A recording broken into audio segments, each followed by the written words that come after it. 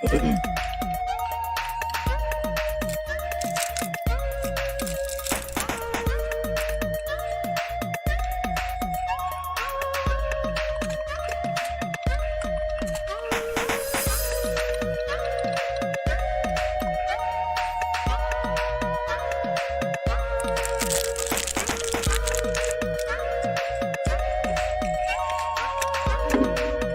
it is.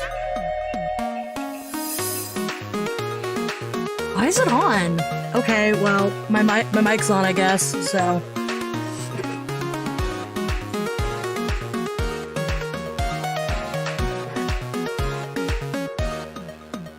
Everyone pretend my mic isn't on and pretend that I'm not eating chips.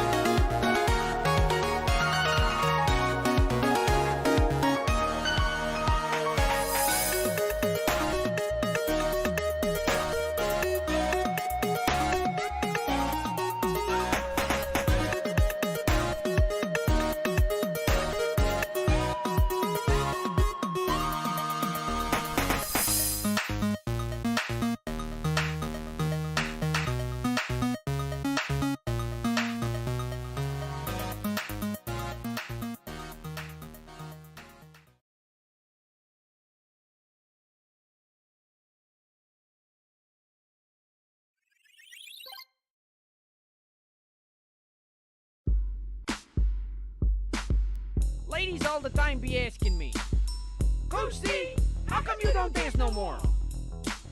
And I say, ladies, just give me a chance to do a hip-hop dance. Give me a chance to do a dance. Oh, yeah. Give me a chance to do a hip-hop dance. Give me a chance to do a dance. Time.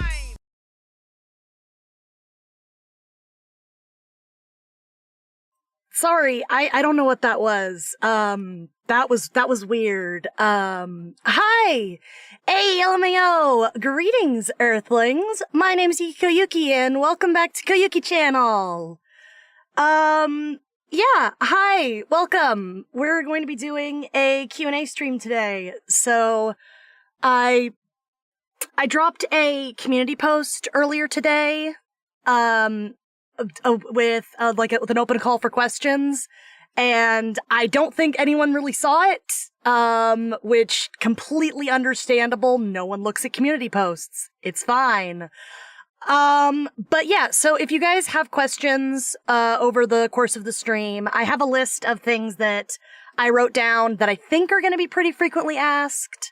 So I'm going to be going through those. But if you have questions, about the things going forward, feel free to drop them in chat. I've asked mods to keep track of stuff for me so I can answer them as we are streaming. Yuki, give me my body pillow. Yes, hold on. I know, I saw it. Also, are we enjoying this throwback? Are we enjoying the throwback? The wonderful throwback of the OG Yuki model that we haven't seen in so long? Heave, I'm teasing you with it. Do you want it? Heave, do you want it? Do you want it? Heave, do you want it? You want it? You want it? Go get it! God, okay. Yumi Koyumi when. Yumi Yumemi. Yumi Yumemi, actually that is definitely going to be a thing.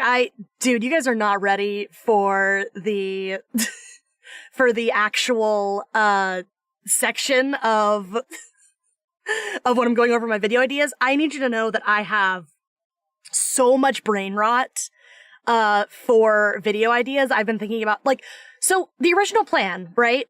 Last year was supposed to be the year I made videos, and it just ended up not happening because that's who I am as a fungus. So I'm taking all of the ideas that I just thought up randomly over the course of that past year, and I'm going to do my best to actually turn them into things that exist this year. Hi, artist. Hi. So, yeah, let me start off with the questions that were posted in the community post, and we can go from there. Best April Fool's prank ever, saying you'll do it and then not. That's just everyone's April Fool's prank. Everyone already does that. Okay, so, we got a couple questions on the community post. Let me just read those and get those out of the way first while we're doing it. And then we can get into the list of questions that I came up with, to go over on stream. Okay. So Artist was the first person to comment on the community post. Sonic anything when? Also, hi chat. You hear that? Artist says hi. Saying you won't do it and then doing it though. Yeah. That's pretty hype too. Anyway, Artist is asking about Sonic stuff. I'm absolutely down for Sonic stuff. So, fun fact, I actually have, this is on my YouTube videos ideas list. I want to do a video where I pitch a Sonic game, where it would be my version of Sonic Adventure 3. I've never played the Sonic Adventure games, but I have gotten into the nostalgic aspect of Sonic recently, right? Like the old, Ghost, what the hell are you doing? What are you quoting in chat? You know, like all the meme fuckery of, well, I just said fuck, now I'm gonna get demonetized. Oh no. So, we're already getting derailed and we're like 15 minutes into stream. This is the best thing in the world. So, there's a very specific way that the Sonic games from the early 2000s are written. And that, I think, is the core Sonic that a lot of people think of when they think of Sonic back in its heyday in the early 2000s, right? Because I feel like a lot of the Sonic fandom that at least I'm familiar with came out of the Sonic X, Sonic Adventure era, right? That's part of the reason why I think there's a schism between old classic Sonic fans and the newer age who are now the old age Sonic fans, right? Anyway, so the reason I'm talking about this is while I was working on my fursuit, I recently binged the entirety of Sonic X, and the entirety of Sonic X follows the plot of the first two Sonic Adventure games loosely, right? And then, for anyone who's aware of Sonic X, they go completely off the rails and they do something totally original for Season 3 of Sonic X, right? And the Season 3 of Sonic X has this grand overarching plot where Tails gets a plant girlfriend, and they're traveling to all these different planets, stopping evil mecha bug plant people armies, right? And it's very obvious to me that perhaps, now this might just be the anime studio going off on a complete wild bonkers and a half tangent, the way anime studios like to do, right? But it feels to me like maybe the anime studio was given an early pitch draft of what Sonic Adventure 3 could have looked like. And they then filtered it through their weird anime studio lens, and that's the Season 3 of Sonic X that we got. So to go back to Sonic Anything When, I want to do a video essay where I take the Season 3 of Sonic X that we got, and I want to see how much I can turn that into a Sonic Adventure style game.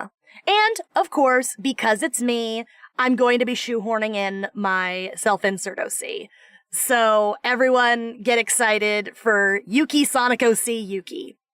Also, to coincide with that video, I will be making a Sonic-style gimmick model, so that'll be fun.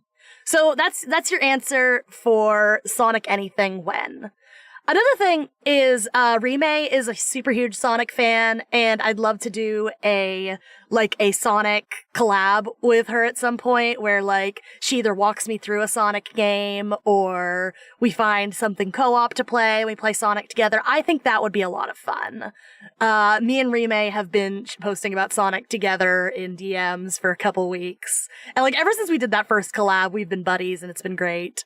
So, yeah. Play Sonic 06. I do want to play Sonic 06 as a you rage, you lose. Thank you for the MLG Pro strats. Thank you. Yes, very hype. You guys know that I do not like platformers. I'm bad at platformers. I don't like them. I don't play them. But I've wanted to do a you rage, you lose at a really obnoxious platforming game for a really long time. And I think Sonic 06 or Sonic Adventure, that might be the game that we do. I remember when he used to post about Amy all day on Twitter. I'm sorry, Amy's my waifu. I love Amy. Amy's my favorite Sonic character. Deal with it. But yeah, I want to go into more about gimmick models and future video essays when we get to the section on the videos that I want to make when we're basically reading my YouTube video ideas document. So, I have more to say. I have more to say about future video essays and ideas, but, for now, let's go to the next question on the community post. Platforming in Sonic 06 isn't the issue. The issue is Sonic 06 is literally unfinished. Fair, true, and valid and everything, but also I just hate platforming. I'm just bad at it. So that's probably gonna be where the rage comes from, honestly. Okay, so, Icy Taco 776 is asking, aka Taco, when it comes to the size of your community, number of people, how comfortable are you with how it currently is, and how much bigger do you want it to be, or not? Much love and support in case I can't see the stream. Very, very sweet. Thank you, Taco. Thank you, Taco. Taco's very sweet. Taco's an OG. Taco's been around since the first Yuki Scuff Yuki model. All those streams are still available on the channel if you guys are seriously interested in seeing just how scuffed we were starting out. But Taco's an OG. So how happy am I with the community? I think we have a great community right now. Everyone seems really nice. Everyone is very supportive. And I'm really glad that it seems like everyone who shows up and sticks around is here because they care about me and what I'm working on, and they want to see what I'm doing next, right? And that's a really good feeling, right? I have this written down in the FAQs that we'll get to later, but one of the things that I've noticed with other channels kind of similar size, kind of getting off the ground, right, is oftentimes there will be like one video, either a completely unrelated meme or like a tutorial or something totally unrelated to the rest of their content, right? And they'll get a huge algorithm boost, a huge algorithm traction from that one video. And they'll get like maybe 1,000, 2,000 subscribers, right? And the problem is all those subscribers subscribed for one thing in particular, that one video that got picked up by the algorithm, the stupid meme or the one-off tutorial that shows how to fix a random thing, and they subscribe based on that. Meanwhile, this channel is doing Let's Plays of Dwarf Fortress 2. Like, if you subscribed for a tutorial on Windows XP, but the channel is doing Dwarf Fortress 2, congratulations! You now have what are called dead subs. Subs who are subscribed to your channel, funny number go up, but they don't actually interact with your content, and they're not actually active, engaged viewers and community members. So, based on everything I've seen in my research on content, blah, blah, blah, what you want to do is you do actually want to grow a community slowly and consistently, right? And I think that's really what we've been doing. I mean, I see a lot of faces that have been here for a long time, but I also see some new faces pop in every now and then that stick around for a little bit, and that's good. That's what you want to see, right? And I do think once I start making videos and I start hammering into the niche that I want to be in, then we will get more people in the community who are here for the community, right? Another thing that I've learned as I've been listening to like how to grow a YouTube channel, blah, blah, blah. I've been watching a lot of video essays on like rise and fall of popular channels. And there was an awesome documentary that Super Eyepatch Wolf put out about the scammy YouTube like content creator courses that just give you like basic how to stream advice, how to video edit advice, while claiming they've cracked the code to content creation. And there was a really excellent part in that video by Super Eyepatch Wolf where he interviews other creators on YouTube of all different sizes. He had someone with like 1,000 subs, someone with 30,000 subs, and someone with like the big names, the like people that we are familiar with, right? And one of the things that he talked about during those interviews is how did you grow your channel? What was it like, right? And one of the interviews that stuck out to me, right, was a guy who has a K-pop channel. And he was talking about how he got a viral boost off of one of his reaction videos getting a lot of traction in the algorithm, right? So he started hammering the reaction content really, really hard. And he burned out super, super hard on it, right? And I think the takeaway from that story for me is, just for me personally, right? As I'm absorbing these interviews and these stories, and I'm trying to apply them to my own plan making content going forwards, right? When you have something that gets an algorithm boost and gets traction, right? You want to keep doing what works. but you don't want to grind it out until it's ground into dust. Does that make sense? So let me give you another example. There's another creator on YouTube. I really like her stuff. I cannot remember her name for the life of me, but she has been doing a series where she is taking the FNAF Funko plushies, and she has been redrawing them to be more accurate. Bizabow. She's super cute. She's been taking those plushies, redrawing them to be more accurate to the characters, right? I love this series. It's great. I love FNAF. And she's gotten a lot of traction from this series. Like, the first video in this series has, like, 2 million views. And the next video in this series has 1 million views, right? And she's got, like, 150,000 subs. That's great. Good for her. I'm glad she's found something that is doing good for her, right? Here's the thing. This video is 30 minutes long. The next video is 20 minutes long. The third video, I'm pretty sure, is, like, 30 minutes long, right? If she had done the 3 fixing FNAF Funko plushies back to back to back, I have no doubt that Bizabow would have burned the hell out. I think the last time she did a FNAF plushies video was at least 7 or 8 months ago, right? 3 months ago, actually. Okay, so I'm way off. But in between those uploads, the uploads of the things that get her a ton of traction in the algorithm, that a lot of people love, she's been doing other things that are related to the niche of FNAF video games, right?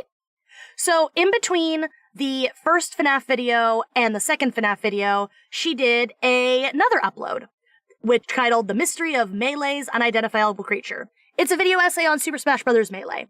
That's video game related. That's also in the niche. In between another one, Musical Secrets and Trivia of Sonic the Hedgehog. Video game. Niche. And her videos were getting good traction before this. She had 20K views until she hit it huge with the FNAF plushies video. This is what I'm talking about, right? So I don't want to tell the K-pop guy from the Super Patch Wolf video what he should and shouldn't have done to save his channel, but my takeaway from looking at the case study of Bizabow and of that interview from the Super Patch Wolf video, right? Let's say that I was plopped in a situation where one of my videos gets a ton of traction in the algorithm, and it's a video that could very easily be set up into a series. I'm not going to make that series my entire channel. I'm sorry if you subscribed for whatever series pops off in the algorithm, but you're going to be getting 3 or 4 uploads in between each episode of that series, because that's how you maintain an engaged community and weed out the dead subs. Do you guys see what I'm saying? I feel like I've cracked the content creator code. Sign up now for the Yuki Koyuki How to Be Successful on YouTube's channel series, $29.95 a week. But yeah, this is one of those things that I think about, basically.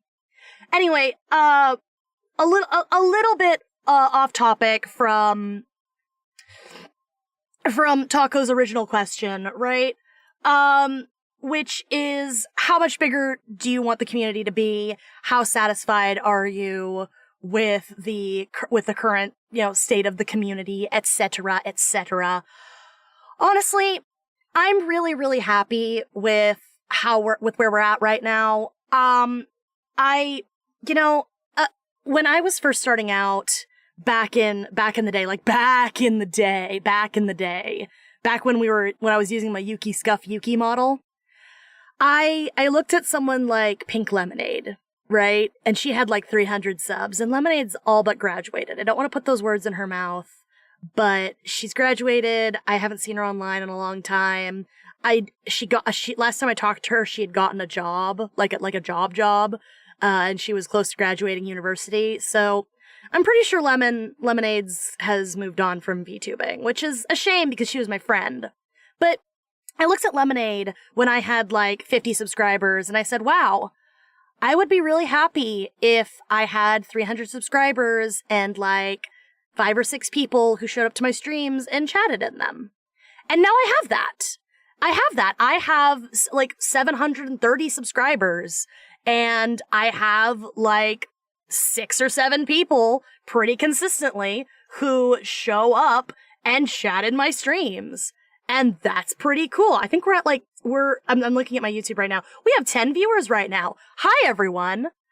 You know, this is why literally my sign off is, thank you guys all so much for coming by. Thank you all for hanging out with me. I really do appreciate each and every one of you taking time out of your day to come spend time with me. I appreciate it. There's another thing when it comes to content where there's a sea. It's so oversaturated. 200,000 subscriber channels are a dime a dozen these days. You know, 200,000 subscribers is the new 10,000 subscribers, it feels like, just with how explosive YouTube has gotten, right? So the fact that I've eked out, 750 of subscribers who think I'm cool, that's awesome. Imagine you walk into a room and there's 10 people there and they say, oh my gosh, it's Yuki. It's Yuki. Wow, Yuki, you're here. That's so cool. Yuki, what do you have to say? Yuki, we want to hear what you think. I think your mind would be blown because that's 10 people who are interested in you. That's awesome. So thank you guys. That's awesome. That's really, really great.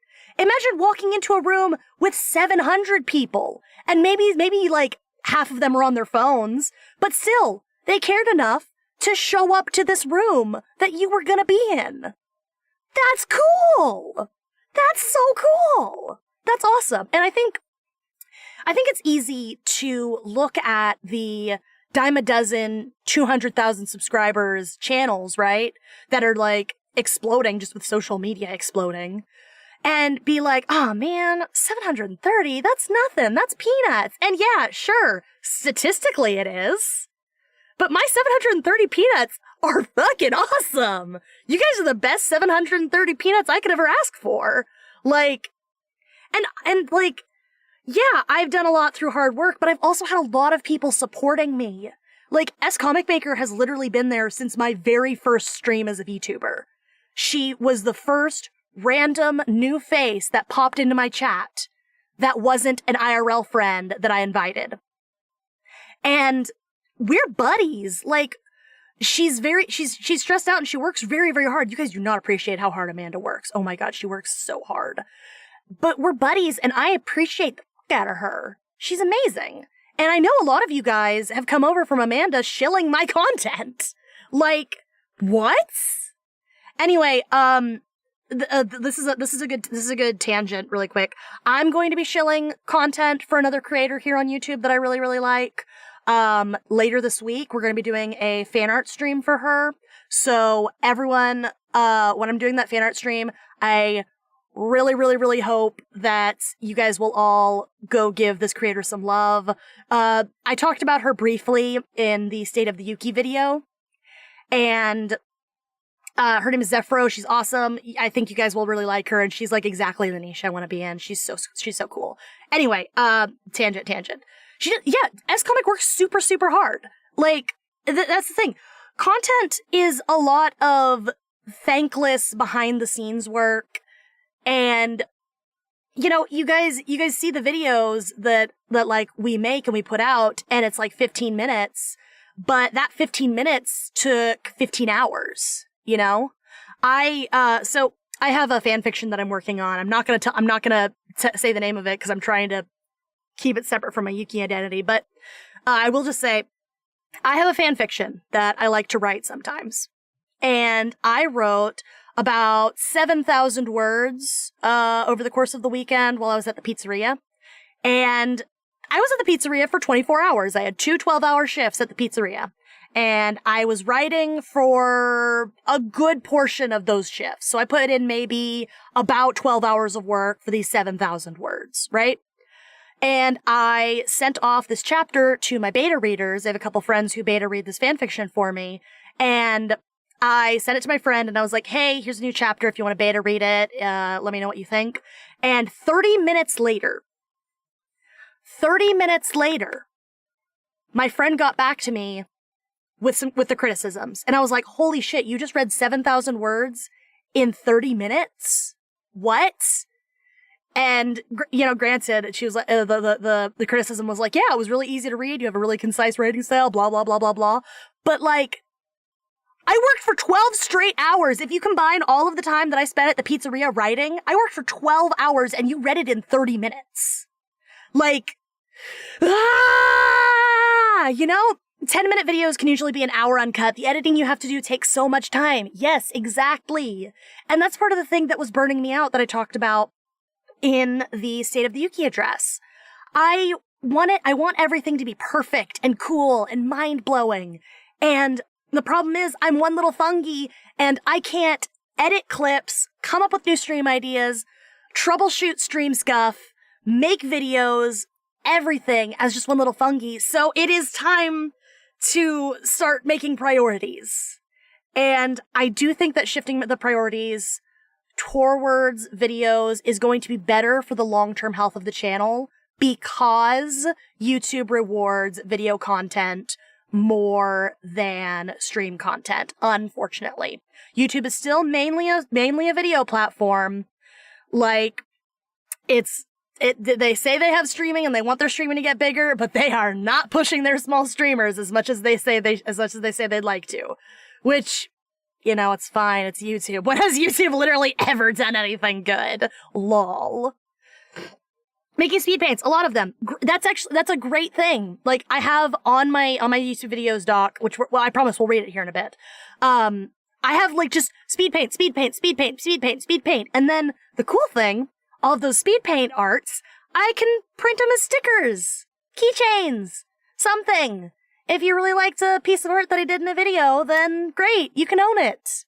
How wonderful, Anyway, one more time circling back around to Taco's question. I love the community's great. Of course, I'd love it to be bigger because I've never been shy about the fact that I want to be a #influencer. But I really don't want to be a shitty influencer.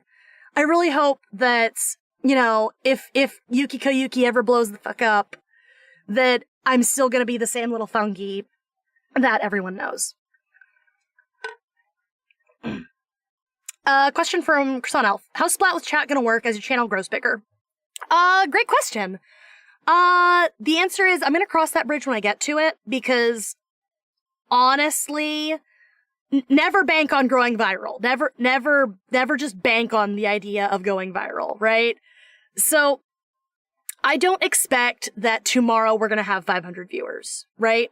I think that as we grow from 10 viewers, 15 viewers, 20, 30, 40, 50, with those little bumps in growth, I'll learn more things to be better and more consistent as a creator, and to make things like Splat with Chat fair and easy for everyone.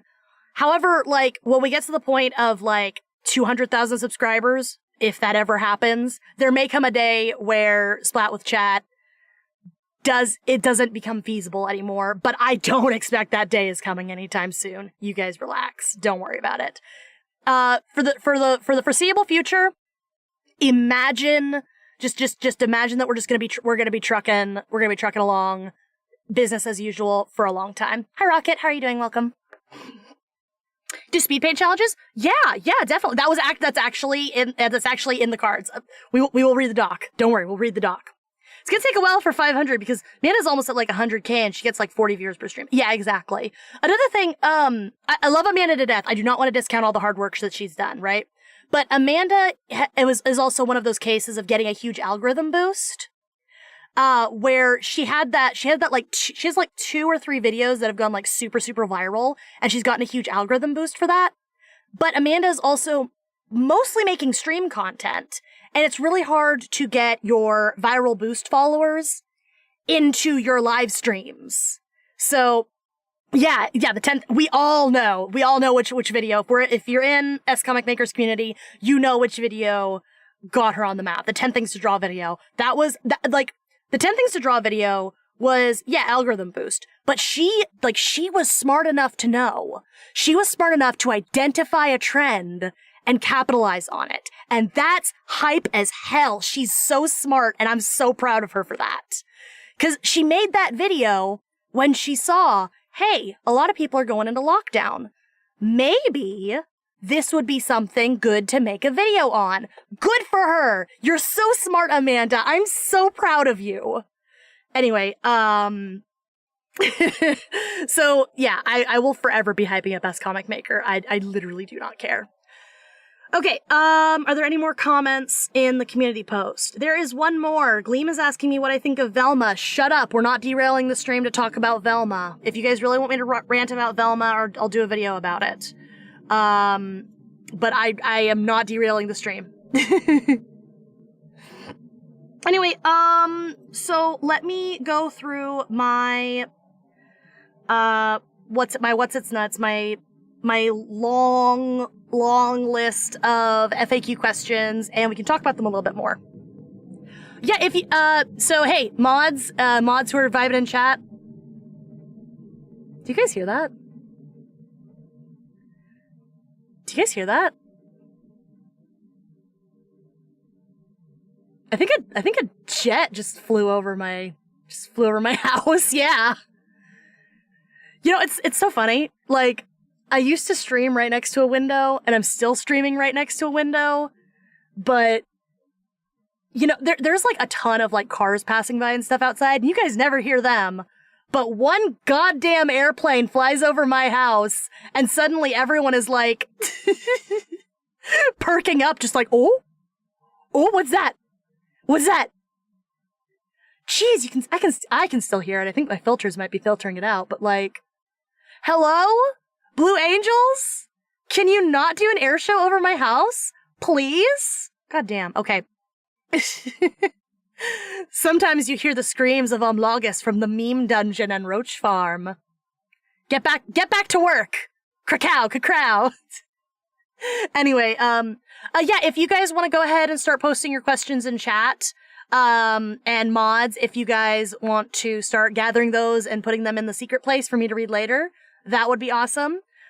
Just go ahead and start spamming chat with any questions you might have while I pull up the thing that I'm going to read from, okay? Those were planes, that was me. Kryptonite, come on.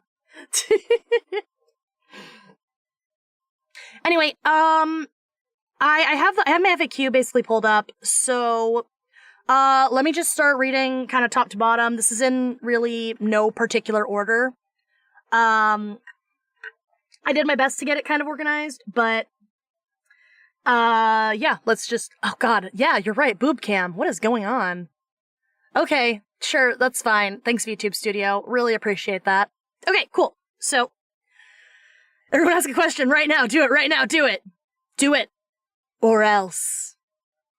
Anyway, so, what kind of streams do I have planned? So, that's a question that I think a lot of people are going to be wondering about, because I have basically built this community on streaming, right? I mentioned back in the day, back in the State of the Yuki address, that streams are going to be going down, but they're not going away entirely. I really want to since I want to focus more on videos, I also want the streams to become a little less chaotic. I feel like the streams can get derailed pretty easily, because I welcome the derailment. I love it when you guys say something goofy, like some of the most iconic bits, like the Bozo property and Teletubbies, came from the stream getting derailed, and I think it's so fun. But I do want to have the derailment more confined to streams that are better served by getting derailed, right? like, it's not that big of a deal if we derail an art stream, because art streams are basically just chatting streams with something in the background, you know? With something for my hands to do. Like, I haven't grabbed my slime yet, but usually when I'm just talking and chatting like this, I need something to do with my hands. So if you guys hear me start making very sussy sounds, that means I've grabbed my slime to stop me from picking at my nails. So, when it comes to like the derailment happy streams, yeah, we're gonna still be doing art streams. But when it comes to things like other streams that are like more activity and more, hey, here's the stream, here's the idea, this is what we're doing. Though that's gonna be more focused on the plan, and I'm gonna be less open to derailment and bits and goofs and gaffs, right? So what do I mean by that? So I want to do Let's Plays of Abandonware. What is Abandonware? Do you guys remember back in the day when I had just re-debuted this model, I did a Let's Play of Clue Finders, Third Grade Adventures. It was super fun and absolutely bonkers. And, oh, what is this sticky stuff? Like, iconic moments. That's one of those streams where I want to be focused on the game, activity focused, right? And Abandonware is specifically old software that is no longer maintained or acknowledged by the developer, which is great because that means almost all of it falls into the public domain. So things like Clue Finders, I think like Spy Fox is Abandonware. 90s PC games are awesome for Abandonware purposes because there's usually some like weird cultural artifacts in there that are delicious, chef's kiss. So I really want to play all the Clue Finders games. I want to play like Spy Fox, Freddy Fish. Oh dude, I wanted to do a Let's Play, like a speed paint video where I do a drawing in kid pics for like so long. That sounds really, really fun. And that's one of those stream ideas I have where I want to focus on playing the game, laughing at the 90s jokes, and not so much on the derailment, right? Other things that would be let's focus on the activity, right? Is I want to do tier lists. Angel Dust, I don't think Angel Dust is in chat right now, but Angel Dust posted a really funny stream idea in the comments of the State of the Yuki address, where doing a smash or pass stream like we did with the Pokemon stream, but it's fruits and vegetables. Like, that sounded really funny to me. That's another thing where it would be more activity focused, more community focused, right? So yeah, that's kind of my idea of having derailment friendly streams and please no derailment streams. And we are going to be moving a little bit closer towards no derailment style streams, but the art streams I think are going to be derailment friendly just going forward because, like I said, art streams are basically just chatting with an activity for my hands to do, so I'm totally happy with that. I also mentioned in the State of the Yuki address stream that I'm only going to be doing line art on stream going forward, and honestly, I've noticed that not sketching and not coloring on stream has made me a lot looser and a lot more comfortable drawing in general. So I think that doing the boring, dreaded line art with you guys helping me out will make drawing more fun, because there's a lot of sketches I have that I've just like, oh great, I have to line it now, and then I never line it because I hate doing line art. So yeah. Another thing is, so let me talk a little bit about the headspace I get into when I do drawing streams, right?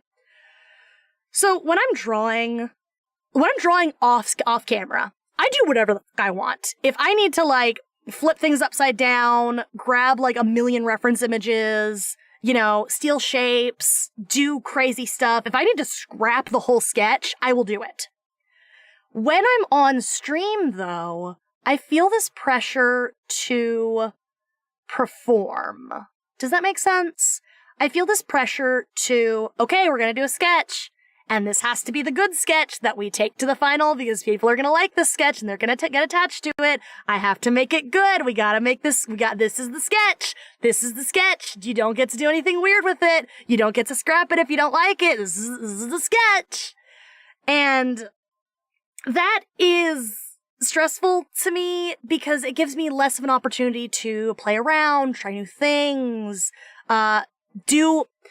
I can literally spend 15 minutes just deforming an arm to make it work. And then I realize, you know what? Why am I even posing that arm that way? And then I just scrap the whole thing. No one wants to watch that. No one wants to watch me spend 20 minutes focusing intensely on deforming an arm into the proper foreshortening, only to realize, why am I foreshortening this arm in the first place? I would lose my mind if I was a viewer doing that. Especially because when I'm focusing on doing art, I'm not goofing. I'm not getting derailed. I'm not talking about random stuff. Right? So that's part of the reason why I want to keep my sketches offline and my colors offline, because I like my coloring process, but I want to start innovating my coloring process and doing more advanced things with it. And that's something, sorry guys, I gotta do it on my own time because I need time to get messy, take chances, make mistakes, get messy, you know? However, saving grace, line art. I have someone to keep me company doing line art. Yay, very hype. I do have a perfectionist mindset when I stream, yes. I very much have a perfectionist mindset with a lot of things that I do. So, yeah, that's part of the reason. And that's why I want the line art streams and the art streams to be welcome to derailment, to keep them fun, keep them light. When I'm getting frustrated at my line weight, I want to be able to look at chat and laugh, you know? I try not to rage, but there are some things that get under my skin and I get kind of about it. But I try to keep it light. So, yeah. That's kind of my overview of streams so far. Oh, one more thing before we move on from my streams ideas. I want to do collabs. I want to do a lot more collabs. I've been trying so hard to make friends in the content creator sphere. Especially now that my friends are dying! Like, Noli has graduated, and I'm so sad. I miss her every day. Like, we still chat and everything, but, like, she's not Nolia. She's not a VTuber anymore. She's still Nolia, my friend, but she's not Nolia the VTuber, you know? So I wanna collab. I wanna make more friends in the contentosphere. So I am hoping that there'll be a lot more people kind of showing up on stream and giving you guys some more people to support too going forward. So I'm doing my goddamn, I'm like white knuckling my desk right now. I am doing my best to make friends. It is so hard. Friends are so hard. Ah! Okay. Ooh, we get to read my YouTube videos doc now. The next question I have written down is, what kind of videos do you have planned? Okay. Let me pull up my videos doc. So, I need you to know that almost all of these video ideas that I have written down they're from like 2 years ago. These are things that I've had in my brain that I've wanted to do, and I just have not gotten a chance to do them.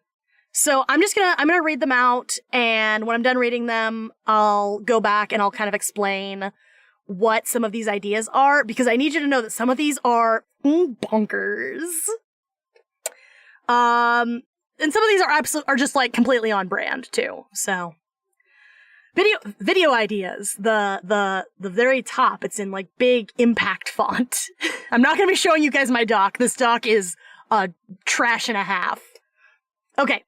Making personas for cartoon characters, VTubers, etc. Rick and Morty, Futurama, Jimmy Neutron, Star Wars. Making a comic maker persona, making a critical persona, emo band personas.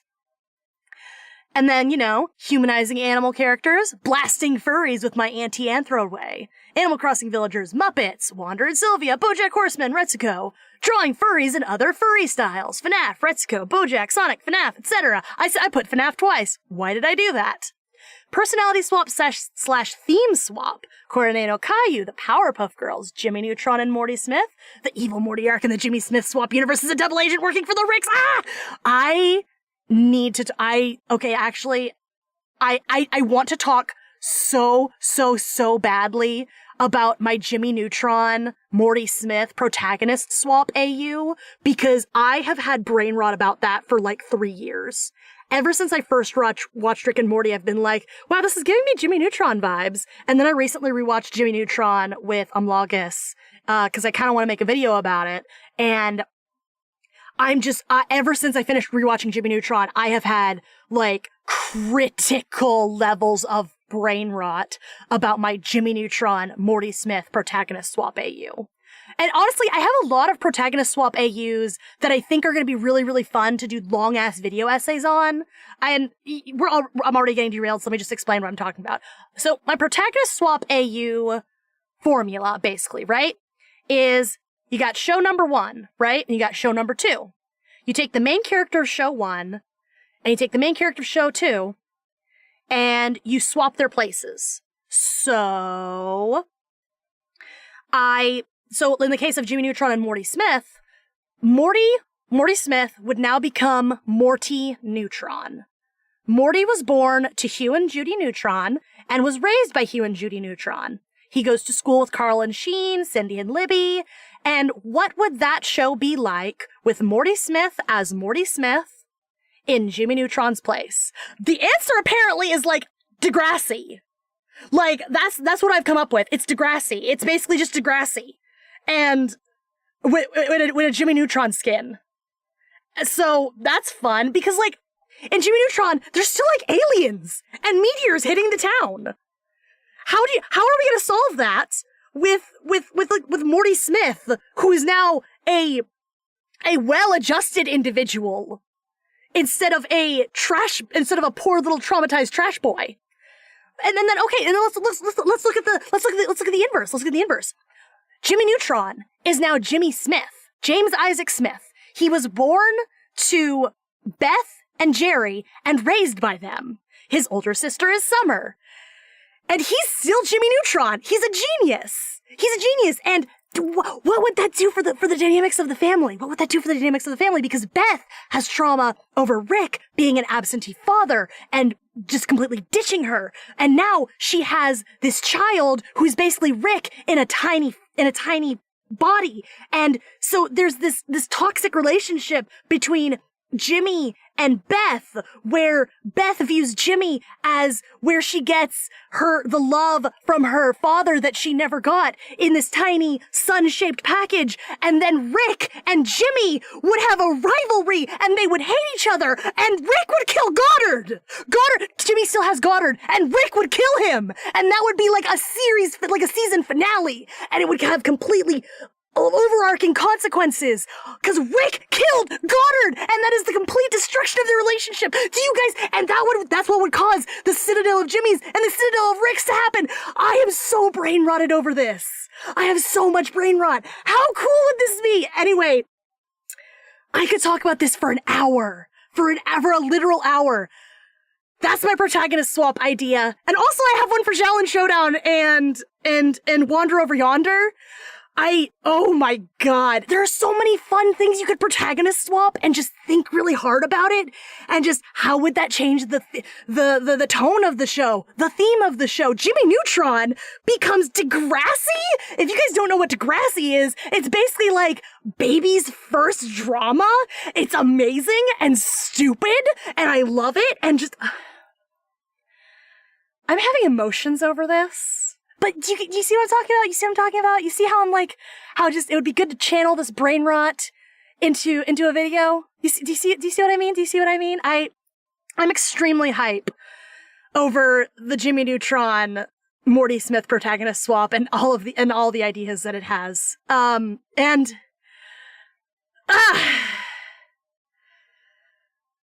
Okay. And, so going off of protagonist swap, there's also another thing you could do. So, and I know you guys have noticed that VTubers are themed. Like, we're very themed, right? And wouldn't it be interesting if we took some VTubers, like kept their core personality, right? But we switched them. So, I'm sure you guys know Inugami Korone and Nekomata Okayu. Okayu is a very kind of chill purple cat, right? And Korone is a wacky brown dog. So, what if Korone was a wacky purple cat and Okayu was a chill brown dog, right? Keeping their personalities the same, but just swapping their character ideas, right? How would that affect their character design? How would that affect how they create content? Like, what would that be like? Let's just explore the AU there for a minute. Switching Link and Ash. Ooh, that would be a fun one too, right? So Ash, like, hold on. I'm spitballing that really, really quick, right? So Ash, we're not doing Red, because Red is just a silent protagonist. We're doing Ash from Pokemon, right? Ash is now the Hylian champion of Hyrule, right? Ash is now the element of courage. But Ash is still Ash. He's slightly naive. He's very headstrong. He's fiery. He's got like a sweet core, but he gets kind of short-sighted sometimes. And he's very much a chatterbox. And he's able to bond with animals. He's still going to have an animal companion, but it will not be Pikachu. It will vary based on what Zelda game you are in. Okay. And then let's go back to Link. Link is in the Pokemon anime. Link is a silent protagonist. But Link is also very chill. Link is slightly melancholy. Link is also very sweet, but in a completely different way. Link, so like, let me talk about the meet cute between Link and Pikachu, right? Hello, Jet. The Jet's flying over my house again. I'm sorry, I can't stop it. The meet cute between Link and Pikachu would try and zap Link, and then Link, instead of having, like, you know, when Ash and Pikachu first meet, they're kind of butting heads. Link instead would do his best to try and understand Pikachu on Pikachu's level instead of being like, I'm the trainer, you're the Pokemon, come on, Pikachu, go fight that Pidgey, right? And that, I think, would cause Link to have a slower relationship building with Pikachu. There wouldn't be a moment where Pikachu's like, yes, I trust you now. We are friends. It would be a slow build of their relationship, and there would be more emotional payoff when Pikachu finally listens to be friends and trusts Link. Also, I don't know that Link would get Misty. I don't know that Link would get Misty as a companion, because I don't know that he would destroy her bike. That's just me spitballing, though. I'd have to think on this more. That's a good one. That's a good one. Also, Link is different depending on what incarnation you're looking at of him, so I think that would also affect what he's like, right? So if we're looking at certain versions of the Link, absolutely. He would just like steal the bike, he'd just break the pot, he'd just do whatever, he doesn't care. But if we're looking at like other versions of Link, he would be a little bit more, you know, thoughtful with his actions. Yeah. That's just my spitball, but that's a good one. That's a good idea for a protagonist swap. Keeping the characters the same, and just seeing how they would change based on the environments they're in. Okay.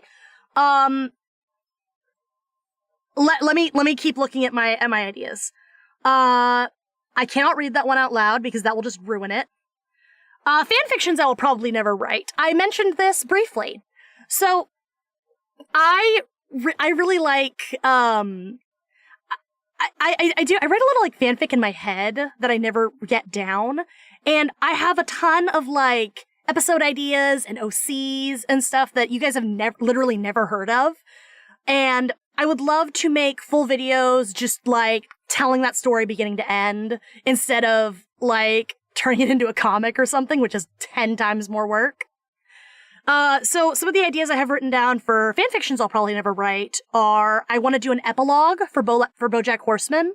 I've had this idea living in my head about the gang of BoJack gets back together for one last project, and what would that be like now that they've all moved on and they have their own lives and they've grown apart? What would it be like to put them all together and have them be forced to work together? Xiaolin Showdown Season 4. Xiaolin Chronicles doesn't exist in my mind. Xiaolin Chronicles is trash garbage. I don't want to talk about it. But I have an idea for a Season 4 that would wrap up the original lore of the show. And, and I think that would be really fun to just pitch as just a long video essay. Just be like, hey, I want to wrap up these plot threads. Here's how I would do it in a Season 4 of Xiaolin Showdown. That's pretty good. Oh, God, I forgot about this one. Isekai Minion. Okay. Hear me out. So, you guys know the isekai trope of, I got hit by a truck and then I woke up in the body of a slime in a fantasy world? Huh? Okay, so imagine this is so stupid. Imagine a Despicable Me movie based on that premise. Where, okay, so the protagonist of the Despicable Me movie, or maybe it would even be the villain of the day, right?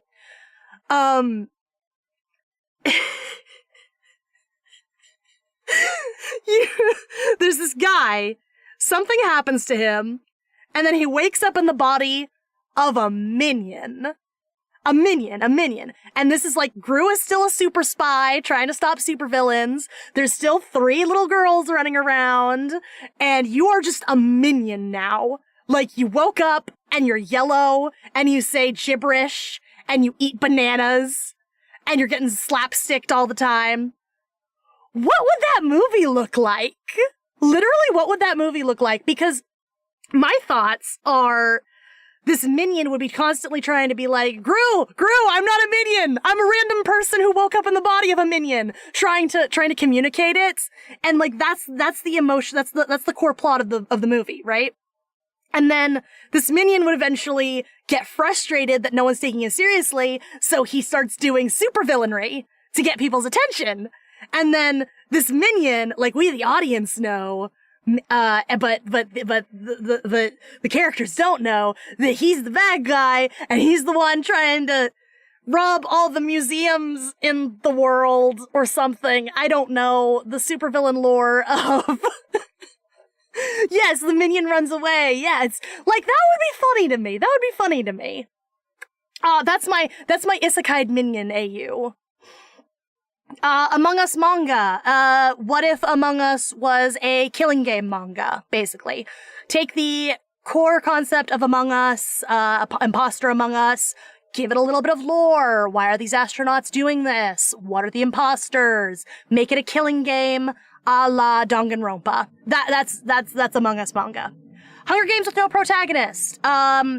Very similar to the killing game Among Us manga, where we follow a Hunger Games, but we are following each contestant in the Hunger Games equally. I was inspired for this when I watched a movie called Circle. And in Circle, there's a bunch of people in an alien spaceship, basically, and they have to vote each other off to kill each other. And no one has any names. No one has any, like, particularly. I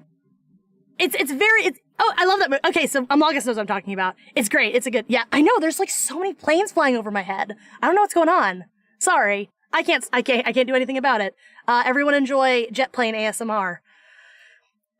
So that would just be interesting to me, right? Because then it would be an interesting thing from the audience perspective of who's going to win the Hunger Games. Who are we rooting for?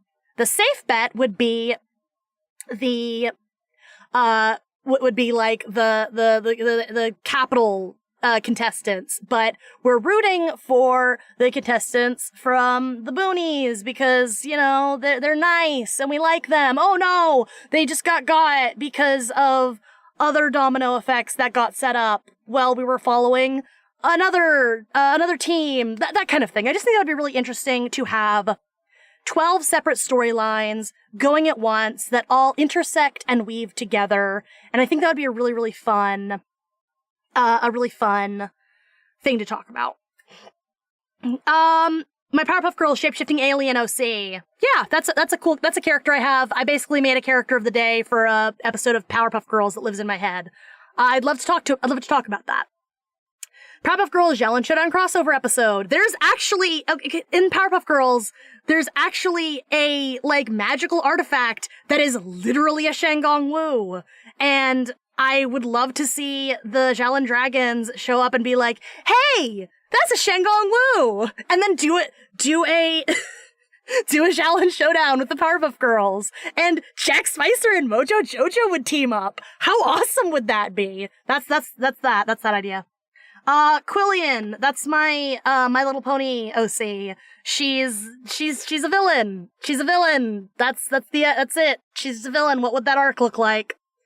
Eevee Club, Eevee Party Adventures. I have this big Mary Sue idea, for like, this Eevee fanfiction, where it's like, all of these different Eevees, and they all get zapped with magical powers, and it all makes them weird. It's just very weird and wacky.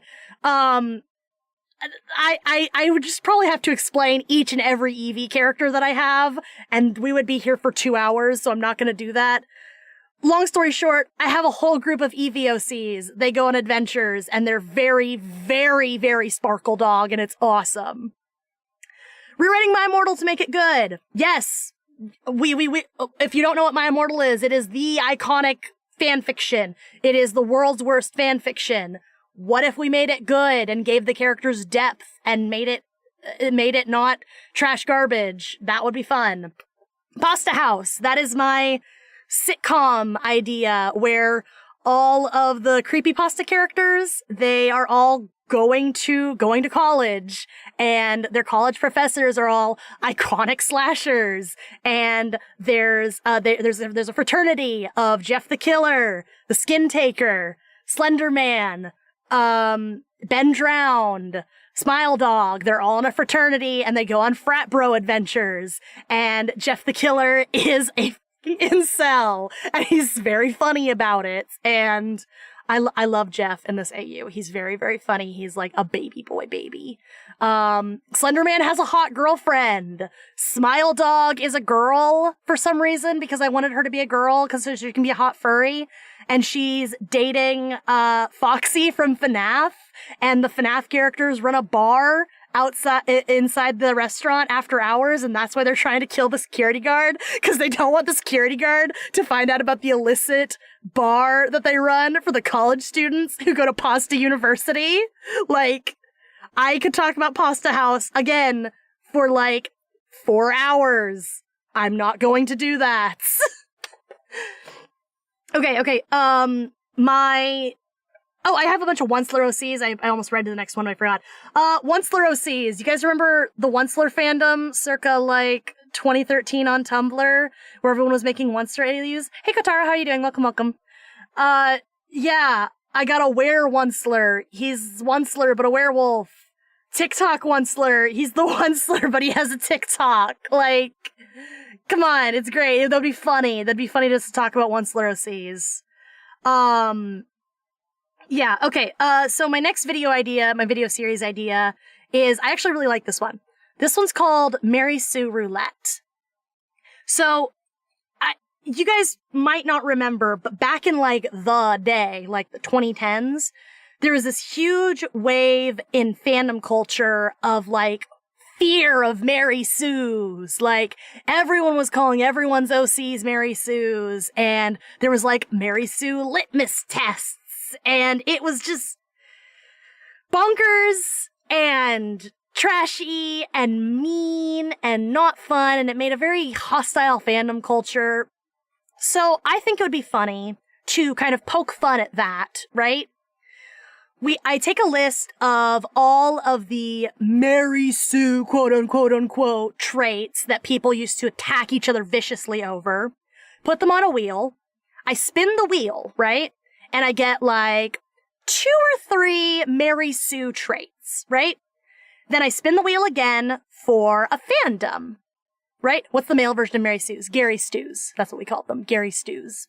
But it was mostly Mary Sue's because a lot of Mary Sue's were like wish fulfillment characters, which are totally valid. It's just, I have opinions about the Mary Sue hype, the Mary Sue crisis, the Mary Sue culture of the time. I have a lot of opinions about it, and I'm just gonna not talk about it here. Maybe I'll talk about it in the Mary Sue roulette video. Anyway, so spin the wheel for a fandom. And then I have to make an OC for that fandom with those Mary Sue traits, and I have to make it good. I have to make it compelling. I have to make it an interesting, canon-compliant as I can get it, narrative. Or maybe an AU, right? So let me give you an example. Let's say the traits I spin, right, are most powerful character in the story, right? The next trait I spin is related to a canon character, right? And the third trait I spin is dating, or a canon character is in love with them, right? Those are 3 very iconic Mary Sue traits. And then let's say I spin the wheel and I land on Owl House for my fandom, right? So I have to use these 3 traits: most powerful character, related to a canon character is in love with them, and I have to make an Owl House OC that has an interesting and compelling narrative. You know what would make an interesting and compelling narrative for those 3 traits? What if we did an ancestor of Ada and her sister? What if, like, their great-great-grandmother, right, was this ancient, powerful witch who dated the emperor? That would be fascinating, I think. There we go. Congratulations. I just took traits that a lot of people would immediately decry as Mary Sue, that's dumb and lame and bad. And I gave it an interesting hook, because now you're interested. What? A monster like Emperor Bellos? How could he fall in love with someone as free-spirited as someone related to Ada and what is her sister's name? I cannot remember her sister's name right now. See what I'm talking about? That's the problem. The traits are not the issue. It's the writing. And even then, not every OC has to be canon compliant and compelling. Art has value simply because it is art and it is creation. I have so many opinions about the Mary Sue era and just, Anyway, that's kind of most of my ideas I have right now for my videos. And, like, I have a ton to work with here. Like, the channel would probably never go dry if I just stuck with these ideas, right? Like, if I just did the ideas that I just outlined, the channel would not grow dry. We can milk these forever. Because there's so many things that I like. There's so much more media that I want to talk about, right? And, like, this isn't even getting into, like, my TikToks. Like, ideas for TikToks, like, a lot of times TikToks, you can just bop around and be cute and people will like and follow. So, for TikToks and, like, shorts and stuff, I was just gonna, like, read tongue twisters, and then, like, just reenact movie scenes, read iconic Tumblr posts. Oh, ASMR copy pastas, like, reading copy pastas in a really silly ASMR voice. Can you imagine if I read the B-movie script like this? Would you listen to an entire video of me reading the B-movie script like this? I think that would be a great idea. I don't know about you guys, though. According to all known laws of aviation, there's no possible way that a bee should be able to fly. Its wings are simply too small to get its fat little body off the ground. The bee, of course. Okay, you said we're gonna do ASMR, and you are doing ASMR. Okay, here's what I mean when I say I'm never gonna do ASMR. I will never do ASMR unironically. I will only ever do bullshit meme fuckery ASMR. That's it. That's my rule for ASMR. Oh, and I also mentioned, I have a voice for it. It's not that bad. No. Never. I will never do ASMR unironically. I sign this oath in blood. God. Oh, and I already talked about Nostalgia Book Club in the State of the Yuki address. So I think Nostalgia Book Club would be a lot of fun, especially because I've always wanted to read Animorphs, like, start to finish. So if you'd be interested in Nostalgia Book Club, please let me know. I absolutely would be down for it. Add that to the voices wheel? Absolutely not. Yeah. So that's it. That's my whole, that's my video plans right now. That's the doc that I promised we'd read. All right. Don't you dare redeem a voice. Don't you dare redeem a voice right now. Heave, if you redeem a voice, you're not getting those points back. You're not getting them back. My voice is amazing. I do not like that you guys actually like my ASMR voice, because I will never do ASMR that's not a dumb meme. It's weird to me. I don't get it. I'm sorry, I don't understand. It's time to spin the wheel of silly hats, you stupid VTuber. Okay, fine. Hats are fine. Hats are literally fine. That's not hats. Crud, I didn't open up the hat wheel. You know, Amlogus. You know what, Amlogus? I'm picking a hat at random. Among Us. You're getting Among Us, okay? That's what you're getting. Got it? Thanks. Okay, here's my son. Baja. Thank you for the hydrate. Appreciate that. Thank you for the sippy. I've been kind of sippying as much as I can, but yeah.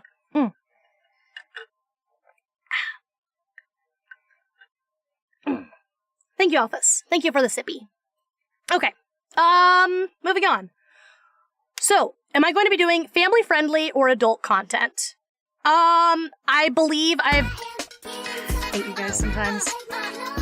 There! Shoulders! Does anyone have anything else? Does anyone have anything else that they want me to do while we're doing this? Shoulders. Are we enjoying the shoulders? Okay, good. Hi Johnson, how are you doing? Welcome, it's really good to see you. Okay. I've talked about this before. My content is it's not strictly geared towards adults, but it's absolutely not geared towards kids. Here's the litmus test for me. If you're watching an episode of South Park, and imagine the worst episode of South Park you can, you're watching it on TV. Your mom walks in and says, "What are you doing? Turn that off." And you have to listen to her. You should not be watching the streams. And if you do watch the streams, do so at your own risk. Kids are welcome, but please recognize that you are not in a kid-oriented space. You are in a space oriented for a slightly older crowd. So please protect yourself, and please recognize that you're like a guest here, and please behave. Okay? Don't none of you guys do it, but this is just just me ranting. Don't say random dumb, unrelated stuff in chat. Don't ask me about the newest episode of what do kids watch these days? Kids don't watch Teletubbies anymore, do they? Don't ask me to don't talk about Cocomelon. You know, if you are very obviously a small, immature child who cannot relate to, at the very least, mature, consistent conversation, right? I'm sorry, you're not gonna do well in this community, and we probably won't enjoy having you around. And I'm very, very, very nice. Like, I'm very nice. I let you guys get away with a lot. Kids like the Hello Neighbor cartoon. I don't think that's true, because I've seen the Hello Neighbor cartoon, and I have opinions about it. Yeah. That said, however, granted, we are like slightly adult oriented. I think the age I've come up with is like 16 up. That's the vibe. I do not want to harbor gross people, so if anyone's being like inappropriate or hostile to a more family-friendly vibe, then I'm also not going to tolerate that. So basically, be normal, be a human, don't be a jerk, you know? So that's kind of the vibe going forwards. I really, really, really don't want to get bonked onto YouTube Kids, because I know that's a problem that a lot of like art channels have had. And I don't want to get bonked onto, 18 plus, age restricted content either, because like, I'm not going to be shy about this. I do adult content. I have an OnlyFungus where I draw, NSFW and Rule 34 content. If you are a minor, do not go seeking it out. And if you do seek it out, I am not responsible for what you find. I do my best to keep it tagged and away from my general community. But that's the vibe going in here. I'm an adult. I like adult things. I would like to have adult conversations. If you are a child in this space, please behave and recognize that you're a guest. That's my opinion on family-friendly versus adult for my channel going forward. VTuber question. Just general VTubing thing question. Do I ever plan to join a VTuber agency? Probably not. Probably not. I mean, if it was an agency that I knew of and respected and they invited me, maybe? Probably not though, because honestly, I know I've been doing like normal VTuber stuff for a long time, but I think with the transition towards videos, I would not be as attractive to a VTuber agency that is focused on streaming. So that's kind of my thought process on that. I do like some agencies around there though. There's a pretty young agency that started up, and I think they're based out of Texas actually, which is kind of cool. And they're called Kawa. They're pretty cool. I like their stuff. Didn't you try to once but realized it was a bad decision? No. So the VShojo thing, I think that we've all pretty much realized that the VShojo auditions were basically just a fucking marketing ploy, from what I remember, because the people they did end up bringing into VShojo were like, Kason and Rushia and Haruka Caribou, who all have like 100,000 followers. Like, they were literally never going to actually audition people from the general public, so I don't know why they thought that it would be okay to do that and give people a false hope. So like, that's a criticism I've seen been going around recently, and honestly, I understand that. VShojo is just like V and then SHOJO. They're gonna start now calling their agency Yeehaw if they're from Texas. According to Kawa is the word for river in Japanese. And rivers are stronger than streams. Ha, that's funny. And their full name is Kawa Entertainment. So Kawaii. That's pretty cute. Like that's yeah. They've been doing some pretty cute stuff. Kawa snatched up some VTubers in the English VTuber sphere who are, you know, smaller indie VTubers, but they're still consistent and they have good content. They have Cozy Chew, and they have Honey Ryukin, and they have, oh god, I cannot remember his name. They have a couple. If you're in Kawa, Kawa. If you're in the VTuber sphere and you've got your thumb on the pulse of the indie VTubers, you'll probably recognize a couple of the Kawa people. Kawa's cute. They're doing a great job. I think they're great.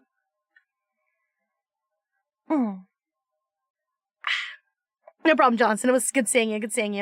But yeah, I like agencies in theory. I just don't think they're for me, especially not like now that I'm kind of shifting slightly away from normal VTuber stuff. So shrugs. Yuki and agencies don't really vibe. I wouldn't be against the idea of like once like the channel requires it, like a content manager, like someone helping me like do like make stuff, like being like a producer or something. But that's a bridge that is absolutely going to get crossed when we get to it. We might not ever get to that point. Yeah. Here's a fun question that I wrote down. What kind of gimmick models do you have planned? Completely apropos of nothing. The final round of our completely normal tournament for no reason whatsoever will be happening this week. So everyone please check the community tab for, the face-off between Papa Louie and Sonic the Hedgehog in our completely normal tournament for no reason whatsoever. And, congratulations to whoever wins our completely normal tournament for absolutely no reason whatsoever. What was this question about? Gimmick models? Yeah, so please vote in the completely normal tournament for absolutely no reason whatsoever, okay? Moving on. Will you ever do tutorials? That's another thing I wrote down for us. If you guys remember what I talked about earlier with the algorithm, tutorials is one of those things that tends to get picked up by the algorithm and then leads to a lot of dead subs unless you're very specifically a tutorial channel. So, probably not, because I'm not a tutorial channel. I'm a storytelling nonsense channel. Okay, but honestly, you could probably, I've learned a lot from watching speed paints and stuff, and since a lot of my content is going to be speed painty, you can probably still learn just by watching the process. Especially when I'm making models in videos. Right? I'm going to be making models, gimmick models, as videos. So if you want to learn live 2D rigging, you can probably pick up some tips and tricks and best practices that I use just by watching my speed process. So, Yuki Spanish tutorial, absolutely not. Hola, me llamo es. Oh yeah, it's Kawa Entertainment. Yep, that's the agency. But yeah. Will I ever do insert content here? So general question, if you ever want to see a specific kind of thing from me, like you want to see me play a certain game or like do a challenge, a specific art challenge or something like that, yeah, feel free to make me aware of it, but no guarantee that I'll ever do a very specific thing. I mean, I'm kind of not a trend chasey person. I do my best not to be extremely trend chasey, but I wouldn't be against learning about what other people are doing. Like if there's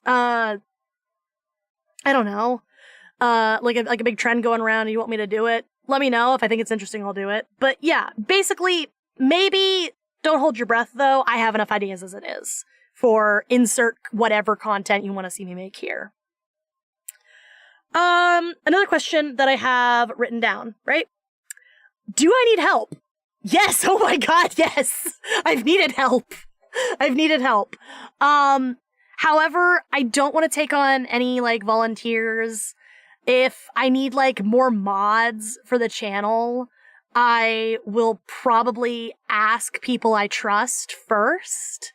Then maybe I'll open mod applications where where people would like answer a Google form and then I would like interview you for modding. For like editors, I would absolutely want to pay someone to help me edit. I'm not going to accept a volunteer to help me edit. That is just not fair to you. Also, I'm very particular about my editing style and about making things happen, right? So probably not. Very, very sweet if anyone is wanting to help me. My God, that's so very sweet of you, but you poor innocent precious being, you know not what you ask. You know not what you offer. Yeah. It's really nice that people want to offer their help to me. If they do, I don't know, I might just be totally egotistical right now.